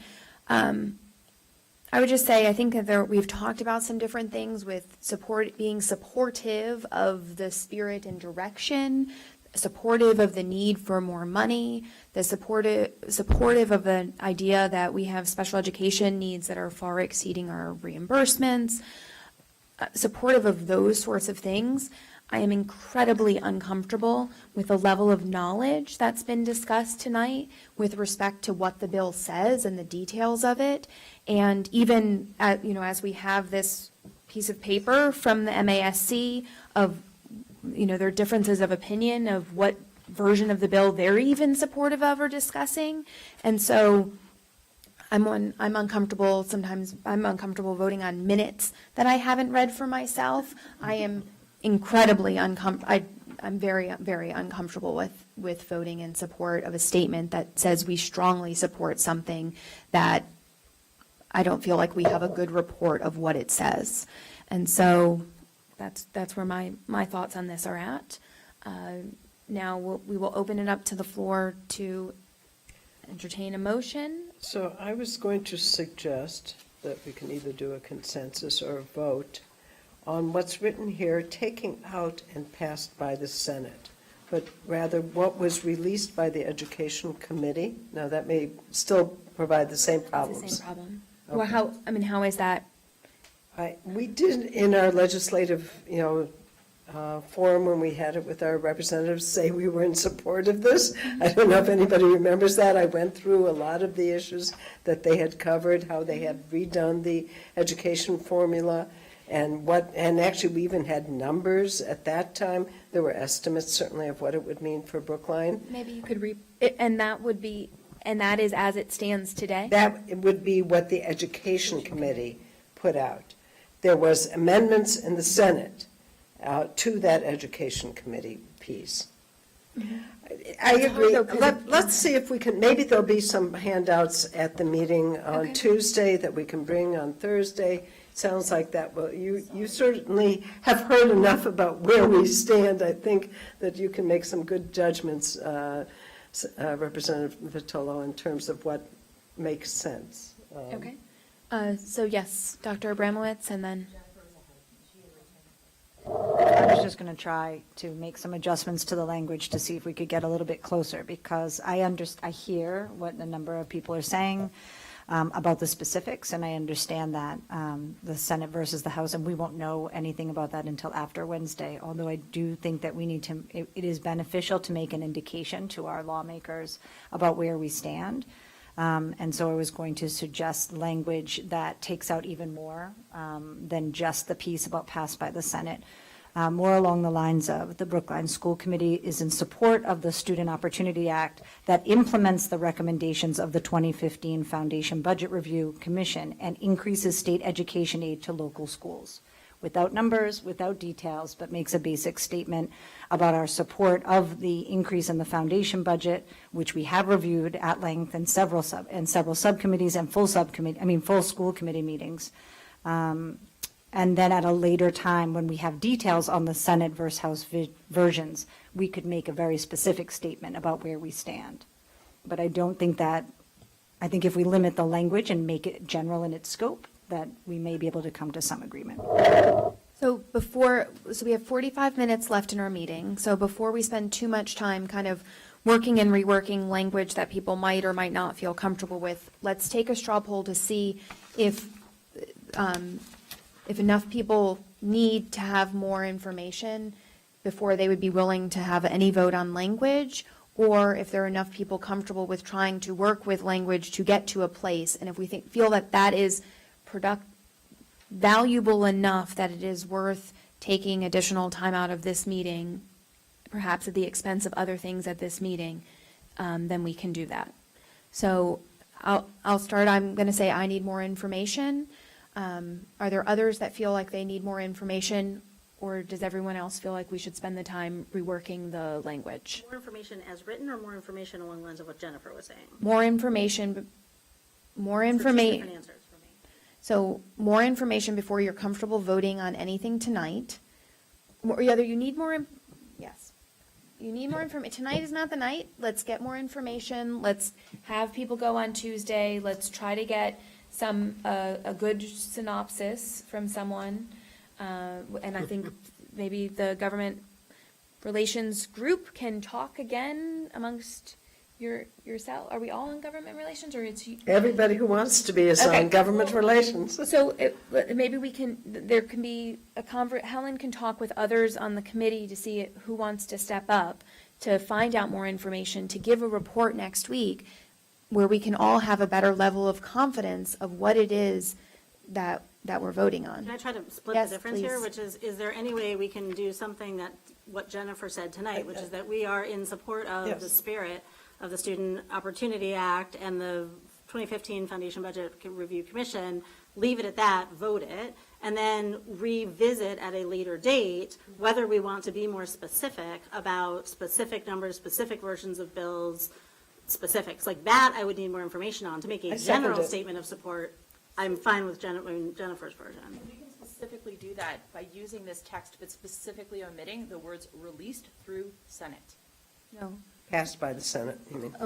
Released being the first chunk, and the Senate being the end of the chunk. The Brookline School Committee is in Yeah. strong support of the Student Opportunity Act. That would implement the recommendations of the 2015 Yes. Foundation Budget Review Commission and increase state education aid to local schools by $1.5 billion over inflation by 2027. That's the spirit of the act. It's where, from what. And think still that's the fine. number, I take over- it's I mean- still the number that's in play. But Jennifer took out the last pitch, which I think is probably a good idea, to take out the 1.5 billion number, because I think you don't need it, and I don't even know if that's right anymore. That's So what I'm asking. Is I it think I like what Jennifer Where- had. Can we ask Representative Vitola where the 1.5 billion Is that current? number is? Depends on what version gets passed. Yeah, I like what Jennifer had. This is not a funding bill. This is a pledge to fund, which is to say, I wouldn't get too hung up on the $1.5 billion, because even if we pass this, we cannot require a future version of ourselves to fund it to exactly that level. We simply can't. Can I make a motion? Yes, please. Is that a thing? Okay. I make a motion that we make is this a statement, a resolution? What's the language Statement. there? A statement? Or is it whatever, what's the language, Robin?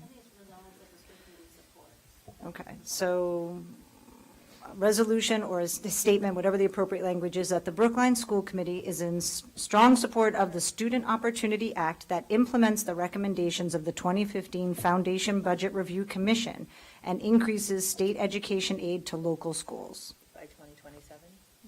No.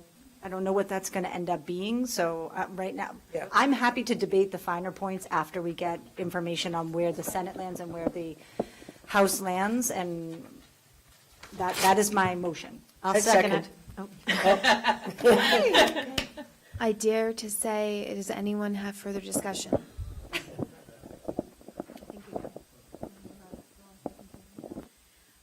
Okay, so we have a motion that's been seconded. All those in favor? All right, so that's unanimous.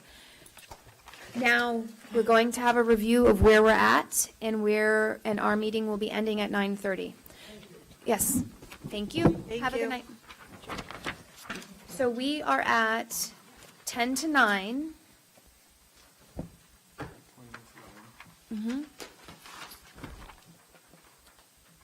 All right, so perhaps today, we Could I suggest we, take off the discussion and possible vote on the MASC proposed resolutions. right? Susan, the calendar's quick? Hold on 1 second. For the resolutions, if I could ask for everybody to read them by next week, the actual resolution, so that you have the information, so that we could maybe do this as a quick vote. I gave recommendations from the subcommittee, and if everybody reads it, I think we can get through it quite quickly. So I would just say also if people could maybe forward questions to the chair of the Government Relations Committee so that we can try to resolve any information needs that people might have ahead of time, then we could maybe come closer to voting. And keep the papers so we don't have to make more copies.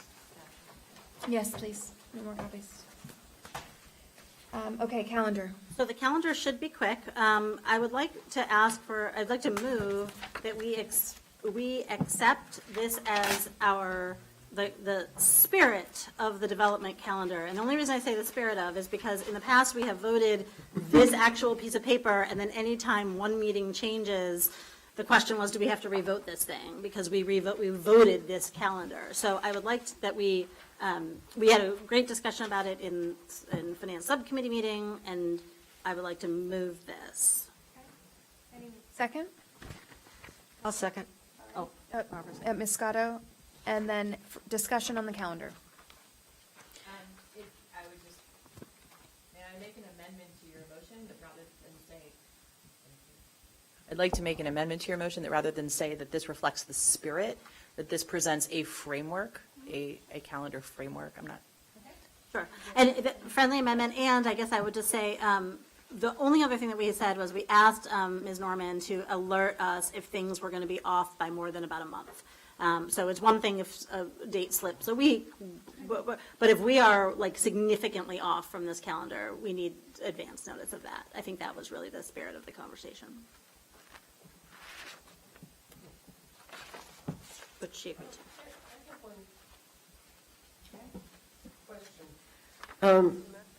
It seems to me the public hearing for the school budget meeting is sort of early, February 10th. I don't think we've ever hit that date. Oh, we will see.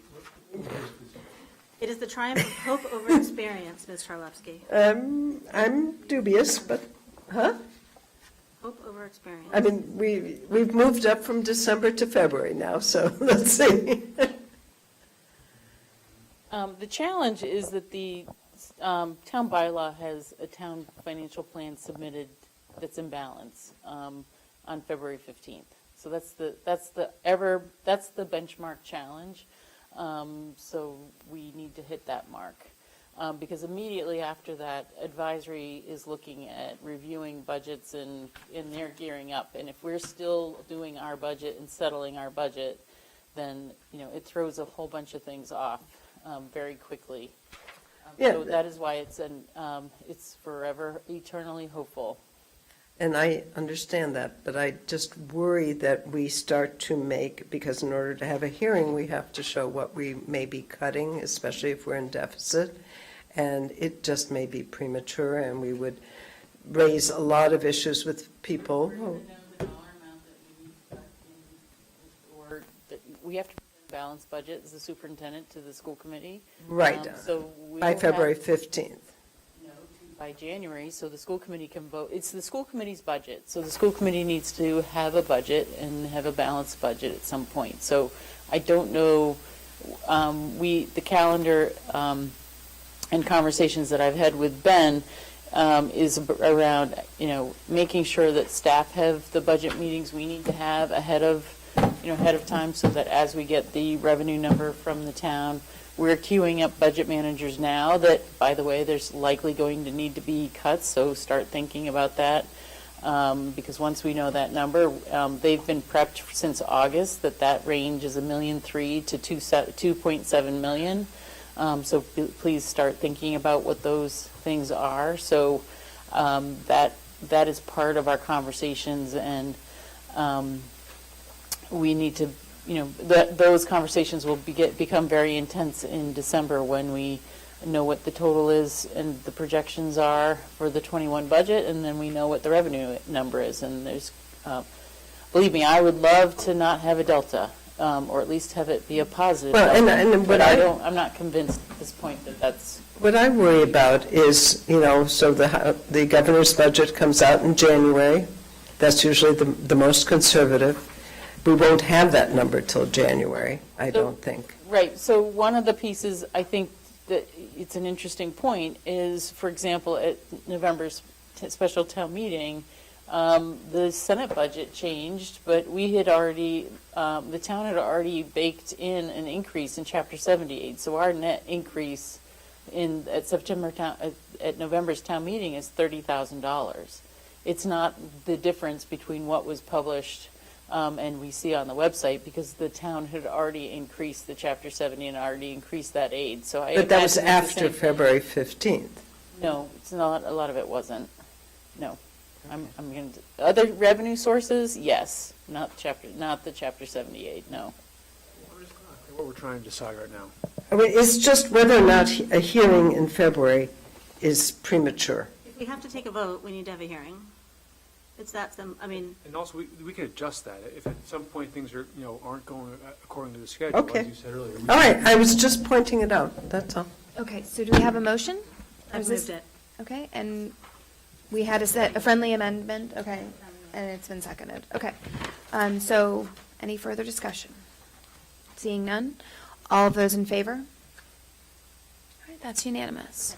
The only other thing is the guidelines. We only got comments from one individual, and so we are going to take those up on Wednesday morning. So if anyone else has comments on the guidelines, please submit them so that we can finalize that Wednesday morning. You have it last time. Send them to the committee? I just wanted to make one quick comment on the calendar. So thank you for voting this. Thank you for being clear, having clear deadlines. Marilyn and I and all the folks who we work with will do absolute level best to hit these targets. They are important, especially in a difficult budget year, to be open and clear about what's coming and making sure people know about all those different pieces ahead of time so we can work through it over time. So thank you very much. So, moving along, we have a discussion about the school committee social media liaison role. And so, as we, so I don't even know where where to get started. So we have had, in the past, we've had a social media liaison. This started from, I don't know that it's been memorialized anywhere. From my understanding, it started approximately 9 years ago, or 7 years ago, somewhere around that. And the role of social media liaison is important because as we have a number of items that are happening almost in live time, or just, we have a lot of things that are going on often, it's very important for the community to stay apprised. And Facebook and social media has started to take more of a role in the way that people receive their information. And so, and especially in light of the open meeting law and some of the restrictions that we have with the potential for numerous individuals to be posting about the same thing, that can be considered a deliberation and a violation of the open meeting law. That I, as the chair, had decided this summer to again, or in the past, and then also reaffirmed this summer to appoint a social media liaison. And as of this time, that liaison is Susan Wolf-Dickoff. But I understand that there is desire to have discussion about this, and would like to have discussion about it to see if this is, to see others' thoughts on this role, or this liaison that we have. Okay, anyone? I have Yes. thoughts on the matter.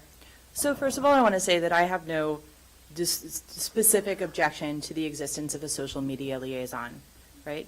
But I also think that we need to clarify that in the sense in which we've been using a social media liaison, we've essentially been depending on the volunteer labor of one school committee member. Really, specifically, it's not social media, it's just Facebook, right? We haven't been reaching out to Twitter or Instagram or various other kinds of notification websites. So it's not a social media liaison, it's a Facebook liaison, right? And therefore, we're working within the very complicated universe of information and free speech that is posed by Facebook. And we are under a legal rubric in which we have to balance out the imperatives of free speech against the imperatives of open meeting law, and sometimes those things are really in tension with each other. So I want to say, for example, that I think that this document that was provided tonight, the Coolidge Corner renaming process, Believers of Change Student Committee, this is the best summary in very specific detail of any sort of process explanation that I've seen of this, and I certainly would have loved to have been able to use this at various presentations. And I think that something like this being made available through social media fills a much needed information gap. On the other hand, the concern that I have is that when we have a social media liaison, and the implication is that the social media liaison will post and that other people will not post, that has a chilling effect on free speech. We are all trained in open meeting law. We are all trained in, we're all trained in open meeting law. We're all aware that we are not supposed to be engaging in conversations with each other. However, there is legal precedent that has been issued by the Attorney General's office that says very clearly that it is incumbent upon the school committee to use all forms of media, including social media, to reach out to the community in order to get a sense of what the community attitudes and perceptions are. And so I think that having this on the docket is really essential, because I think that what we need to do is we need to clarify what the role of the social media liaison is, and relatedly, what it is not, and therefore how it is that we, all of us, can operate in a social media environment, and really we're talking about a Facebook environment here, in which we all have responsibilities to communicate with the public, and we're all protected by free speech as well. So that's kind of where I want to start the conversation. Any other thoughts?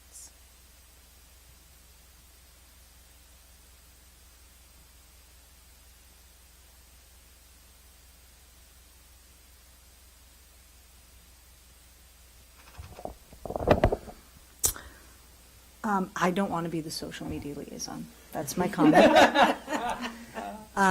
Because I don't have a Facebook account, and whenever I think about social media, I come to like the issues that our children today deal with in social media. I find that it's not always the most productive place to have conversation. I understand that there is a need for people to have their questions answered, and we do have a school department Facebook site with information. I am interested in how we manage our communications, because I think communication is an area of growth for us. I think we've talked about that in the data that we get. That's something we want to continue to grow and work on. I also want to protect people's rights to free speech, and so I don't know where else we need to go in this conversation. Whether we have a liaison and we have an understanding that that's one person who's going to be a point person, and that other people can, speak their minds freely as they want without deliberation. I don't know. I just know that social media is something that we need to deal with, that not only as a community, but as a nation, as a culture, part of our culture. And so, I don't know, there's a lot going on there. This is a very complex topic. Something that I should add that I didn't say in the beginning was that traditionally, in the role of social media liaison, the poster who's posting on behalf of the school committee as the liaison has limited that to statements of fact or answering questions where there is information that is known to be said. So it's it's a different role than if you were wanting to dive into a Facebook discussion about your beliefs on something. It's more of an output of information, or directing people to the right person to talk to, or links to things that we have at other points on our website. And so, perhaps as we're talking, Dr. Bromwitz, as you're talking about having more definition of what that role is, with that understanding that it's different, and it, because of the open meeting law, it has to be different, because if it's opinion, then that's where we get into open meeting law issues. So, yes, Ms. Scotto. Well, I am on social media. I try not to be too much, but it is one way of keeping in touch with people, in a variety of places. But I think this is a fairly difficult issue, because if you follow what is put out on the Brookline Public Schools Facebook page, it goes in a million different directions. And the problem with not having a social media person is that then we could all put something out on that page and not be aware that someone else had already posted that. Because there will be 20 or 30 comments, and I might decide that I want to say something about X, Y, or Z, and not necessarily read all the things that came out very early, or maybe in another conversation that I'm not even looking at, but which, in fact, if you look at the whole Facebook page, you could say, well, there are 2 of you, or 3 of you, or 4 of you who are posting about this, not necessarily in the same places, but you're posting on that particular thread. Or not necessarily on the same thread, but within the same discussion group. So it's a can of worms. And what I have found good about having a social media person is, it just says to me, this is not a place that you're going to post because someone else is going to take care of it. And yes, sometimes I might like to get involved in the discussion, but I can't because there's a social media person. So that's just one of the rules that I function by. And I'm actually very grateful that I can do that, because you can lose a lot of time on social media. And I would prefer not to be sucked in. Now, I know that's my personal opinion, but I think it makes our life easier. Mr. Proman. I personally actually do not see this as particularly complicated. To me, the role of a social media liaison is to put information out there that's objective, that's fact-based, that's informational. Meeting X is taking place on this date. Here's the process about the Coolidge Corner School renaming. It's not engaging opinion. I have informally, I suppose, sort of been the go-to person for posting information about school committee on the town meeting listserv, because I'm also a town meeting member, as is Ms. Scotto. I've been doing that for the last 5 to 6 months or so. And I've never really run into any trouble with it. I simply just post the information and I leave it at that. But even so, because I've opened... Yes, Michael's on town meeting now. Michael? Yes, Michael Glover is now on town meeting. Oh. He was caucused in. But even so, because of open meeting law, I would not be posting my opinion about something that's going to come before us in a deliberative context regardless. So I think the social media liaison should simply be informational. And if it's a free speech matter where someone's giving their opinion about something that this body is not going to be deliberating on in the future, maybe it's about a past vote, maybe it's about a subject that's not directly germane to school committee, then that should certainly be allowed for all of us because we have our freedom of speech. That's right. I agree. Wait, so everyone's going to have a chance. If you haven't spoken If anyone who hasn't spoken would like the chance to speak, we're going to give those people the chance first, then people will have a chance for a second, and then we will move on. Ms. Dickoff, do you have anything else anything you would like to say on this? So I think there's a lot of agreement that under no circumstances should this violate the free speech of any individual, and it should operate within the bounds of open meeting law, and it should not be a vehicle to express personal opinions. I mean, I think the one place, and I don't know if you've encountered this, Mr. Perlman, but the one place where there are certainly times when the school committee's been divided on things, and so then saying the school committee is not unanimous on this issue is the statement of fact. So we were not unanimous on the Baldwin issue. So there were votes that were taken that were not unanimous votes. So when asked questions, the factual answer is the school committee does not have a unanimous point of view on this. It's, the majority, the vote was this, and this was the vote, is different from saying, I think that this is a great idea, and, sort of an advocacy role. So I think it's that not expressing personal opinions and finding a way to express differences. I mean, we had this at town meeting last May. There was a whole raft of questions of like, what are you going to do now that the overrides failed? And I think I said 6 different times, we haven't talked about it.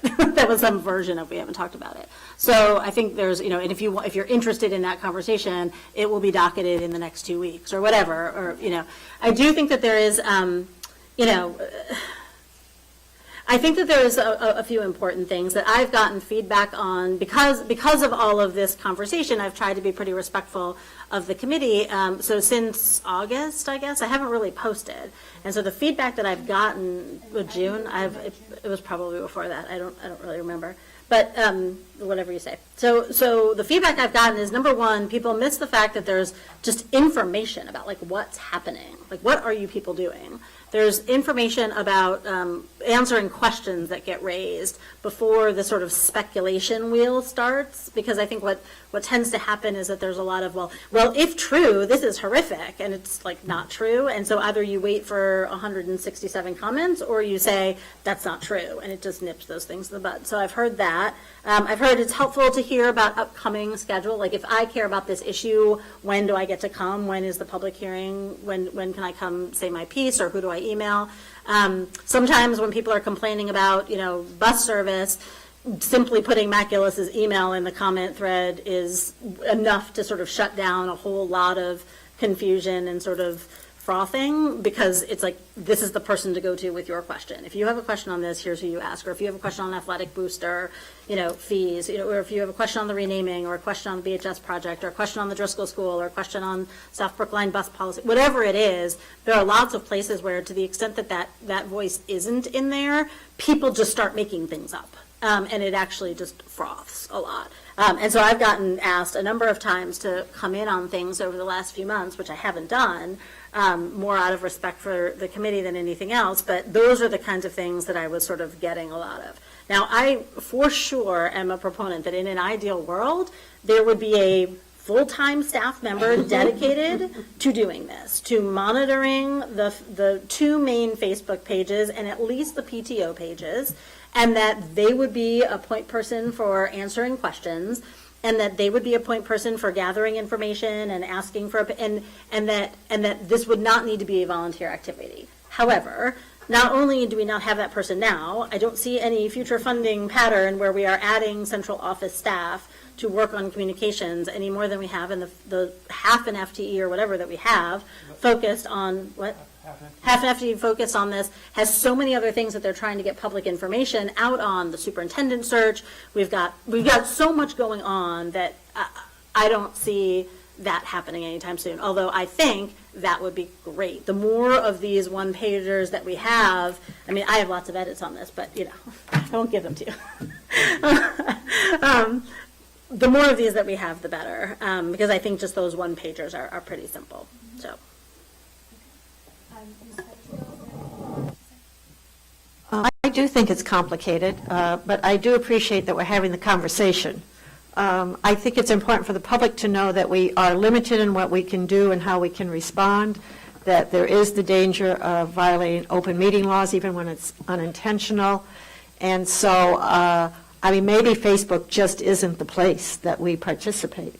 I understand that there's conversations that go on and that there's misinformation out there, but that's going to be the way it is. And so, I don't know. I mean, I'm kind of like Ms. Monopoly. I would not like to be the social media liaison. I will state that up front.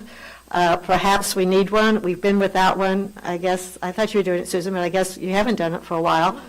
So, I mean, I don't know how people are reacting to it, but I do think it's important that the public knows that we've really thought about this and that it is a complicated situation, and I don't have any particular resolutions for this. Perhaps it needs to go to policy. We talked about that at one point to kind of really look in depth at what this means. We don't want to violate people's free speech. Absolutely, we don't want to do that, and we don't want to violate open meeting laws. And so, but we do want information to get out to the public, and so I'm not sure the best way to do that. So I'm really glad we're having this conversation, and I think that the issue is actually incredibly complex. I think that the choice of Facebook as the place where we pay attention is problematic. I think the fact that Facebook is effectively the public square, and we all have the right to participate in the public square in the way that we're going to choose to participate in the public square is an important thing for us to recognize. I think that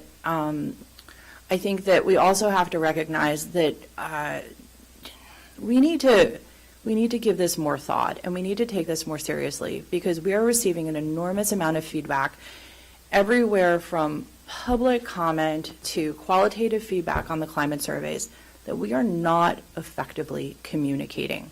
We are not presenting ourselves to be listening. We're not presenting ourselves to be responding effectively to the things that we hear. And we're not demonstrating that we're taking seriously the question of how to speak and how to listen.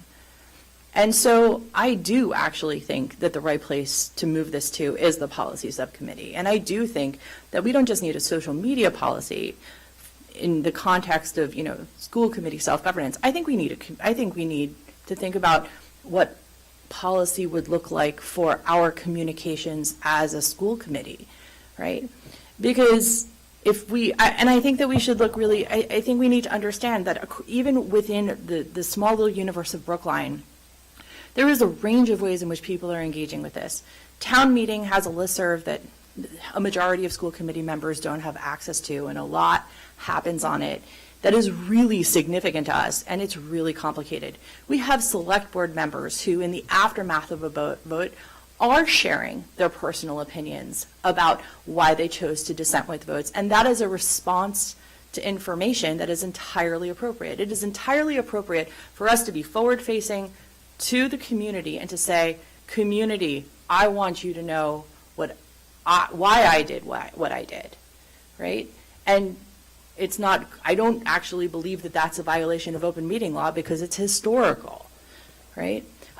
There is such a huge range of issues here. What is the difference between historical issues that we've already treated because we've had a vote on it versus issues that may come up in the future, and how far in the future constitutes when we can comment on it? These are really significant issues, and I think the concern that I have is that I think that this question of the social media liaison kind of puts in a teacup a really significant set of questions about the limitations that we're imposing on ourselves to speak or not speak, some of which may be overly chilling or overly censorious or maybe overly liberal or maybe overly restrictive or overly a reflection of what it is that the school committee thinks that it can and cannot say and when it can and cannot say it. So, that's where that's kind of where I end up on this. I would like to make a motion to refer this to the policy subcommittee. I don't think I don't believe that is an appropriate motion. But you can't. Policy subcommittee to take up the question of do we need a communications policy? Okay. And it is timely because it's in the context, we're about to set our priorities calendar for the year, and that hasn't been finalized yet. Okay, so I guess, did anyone else want to say anything? I would. So I was looking on the MASC website at our conference coming up, and I know Ms. Abramovitz is going to it. And on Friday, there's actually a panel discussion on social media do's and don'ts. And maybe that might elucidate what other committees are doing, whether they have a policy, whether they just do it or they don't, and I would recommend it's at 2:30 on Friday. It's during the same time as the resolutions, but it may be more important for us as a school committee for you to attend that. So that would be my suggestion, and maybe come back to us with some ideas from what other school committees are doing. So I would just like to say, though, as chair, who often gets a lot of requests for information, requests for just the sorts of questions that you see pinged on Facebook, it turns out that I'm often tagged in many of those, and I, like Miss Monopoly and Miss Fetterspiel, I actually have my phone has a limit of if you're on Facebook in the day for more than 15 minutes, it has a limit and it shuts off. And so that is one of the things that I have set in my life to manage my life. And so when I realize that I keep getting tagged in all of these posts, I realize that there is this desire and craving for information, and if we don't have a person whose role it is to please be monitoring what I believe is a lot of not crazy people, not just it's a lot, and to have someone who is monitoring that to see when are we getting pinged to ask with questions, and to know that those sorts of questions are responded to is so incredibly helpful to me in doing this role as chair. And so just as I was looking at liaisons and doing liaison assignments this summer, I think that this social media liaison is incredibly important. And I have heard feedback from individuals involved with the Coolidge Corner renaming process. I have heard feedback from people with questions about the South Brookline bus. And people will then private message me or, send me direct emails or messages saying, I have asked 20 times. And you'll say, well, where have you asked 20 times? And they say, on Facebook. And so people believe that our community right now believes that Facebook is a way that they are able to contact us to get information. And so, just as chair, I ask for this, and I think there are more important conversations for us to be having as we are discussing kind of the bounds and role of school committee and the community. And I think this ties all in with that, and I'd like for us to continue to have fruitful conversation about that. But I do think that this is a valuable role, and I would ask that we continue to have that role and ask Ms. Wolf-Dickoff to, go back and, activate in that role so that we don't keep having this real void of information that's happening right now. Yes, Mr. Perlman. I essentially agree with you, Ms. Schreiner-Oldham. However, I do think we need to be very careful that the posts by the social media liaison in that role really should be restricted to information. Mm-hmm. I'm not making any accusations, but there's the perception that sometimes there can be some cherry picking of facts that get posted in response to a question, and that can sometimes come across as advocacy. So I think that a way to avoid that would be very rigid about, we have a meeting on this date. If you would like more information, our website has some, and here's the link. If you would like to discuss this further, it's going to be docketed on such and such a date. You're welcome to come in for public comment. If the posts are restricted in that nature, so there's really no wiggle room for offering opinion or advocacy in a subtle, even subconscious way, I think that would be safe. To Dr. Abramowitz's point about having a broader discussion, perhaps at policy, around how we communicate as school committee members, I do see tremendous value to that. I do notice, as Dr. Abramowitz pointed out, that the select board handles these issues very differently. I see them routinely on the town meeting listserv offering their opinions, including, to be candid, even before they're taking up votes on matters. They can sometimes be very opinionated. Now, I'm not suggesting that we do that. Perhaps they're not hit with quite as many open meeting law violation complaints as we are. That's probably it, but I have been surprised by how detailed they sometimes get in their explanations. So that's a discussion for us to have, perhaps to raise some of those questions with town council, figure out how it is that we should proceed in terms of our communication more broadly. But I do see that as a different question than having a social media liaison who solely posts information or documentation that's produced by the school department. And something, we do have a number of workshops over the course of the year, and Suzanne and myself, and along with Ben, have talked about speakers that we can have come in, discussion places that we can have, as we're talking about these meat of these things, about what is our role, how can we better interact with the community, how can we have better communications, all of these sorts of things. So I think that it does tie nicely into that. So does anyone have anything else that we want to say on this tonight? Yes, Ms. Scotto. Very quickly.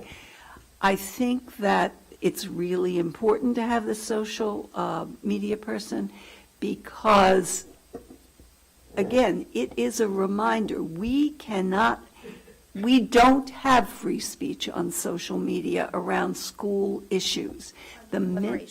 Because the minute you give your opinion about it, someone can say that is deliberation because there are other people reading it. So that is a protection that we have, that somebody is only posting information and we are not putting our opinions online. Barbara?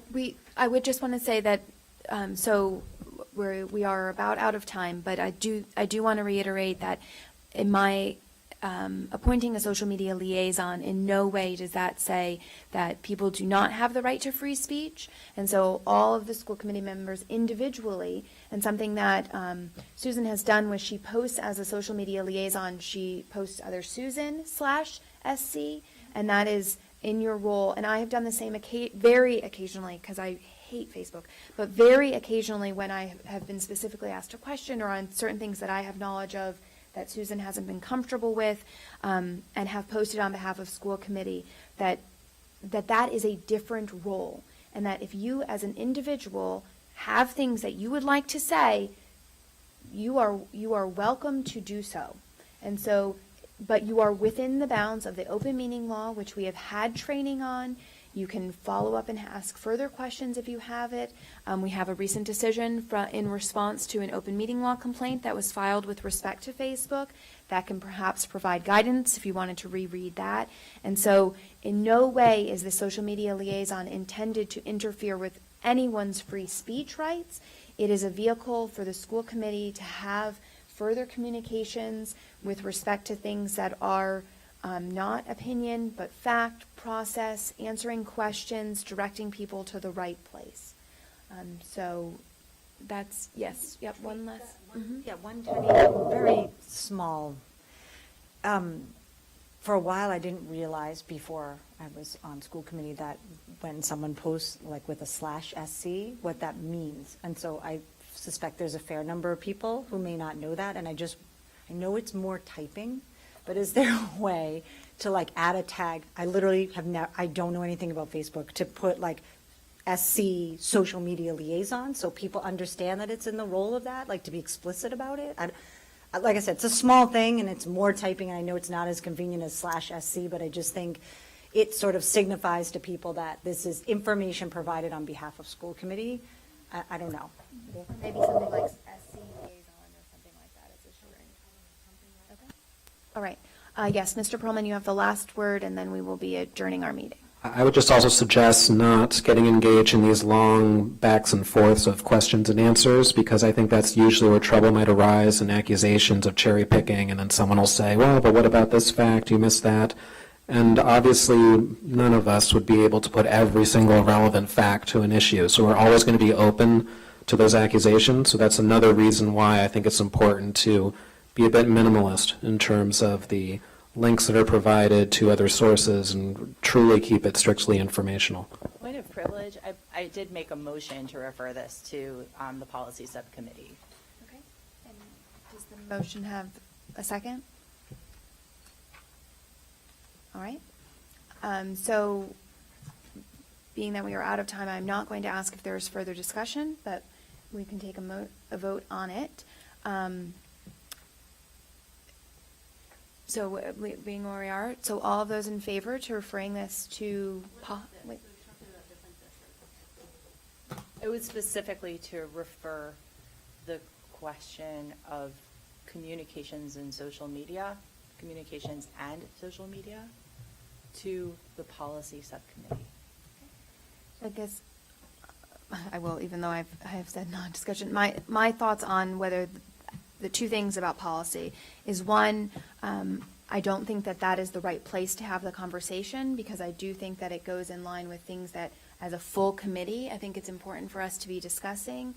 And the second is that just having stepped off of policy subcommittee and knowing everything that did not happen last year and is so incredibly pressing, I personally don't think that that policy rises to a priority that I would like the policy subcommittee to get to. And so those are my thoughts on that. And since I unfairly then gave comment on this, I will ask if anyone else has, yep, Mr. Perlman? I would just want to tweak the amendment a little bit to referring to the policy committee, how the school committee will move forward with community engagement. Okay, may I? I'm going to be quick, promise. That's really big. That's big. We're talking about really big things. Community engagement, communication, like just taking a broader view than just social media and how we communicate. Like, these go hand in hand, and I do think these are things that we need to work on as a school committee. And I think if it goes to policy, it's going to bounce back up here and to full deliberation, again, more in depth than I think sometimes recommendations come out. But what I don't want, and I'm very interested actually to see what MASC has to say at the conference and what other school committees are doing. How are they handling this? Because it helps to give us some ideas. So I'm not opposed to if we really want it to go to policy. What I don't want to see happen, though, is it doesn't go to policy and it doesn't show up on our agenda going forward. So we would have to say, if we're not going to send it to policy, that it is something we value as a whole committee and that we are going to set aside time to deal with this issue as a whole committee. So that's where I fall. Ms. Charlepski had her hand up, and then Ms. Scotto? Nope, you're good? Okay, Ms. Scotto? I just want to reiterate what Julie said.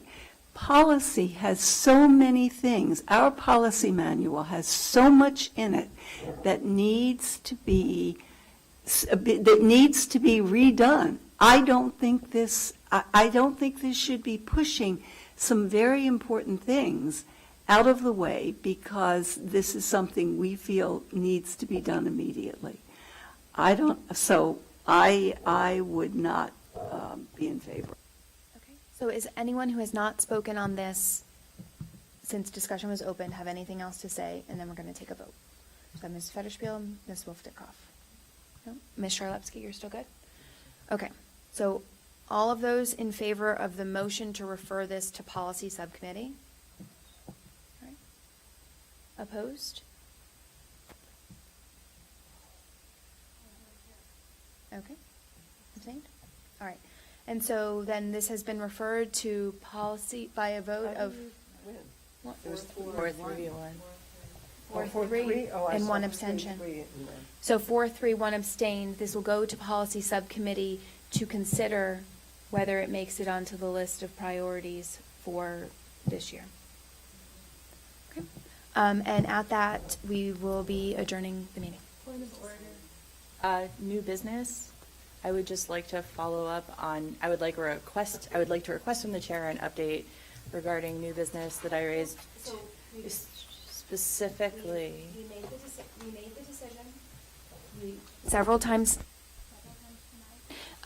We touched base about the time of the meeting. We were very clear at the start of the meeting that we would be ending at 9:30, and so we have done so. Can I make a motion that we move new business up in the night so we don't keep bumping it up? Anything anyone would like to talk about after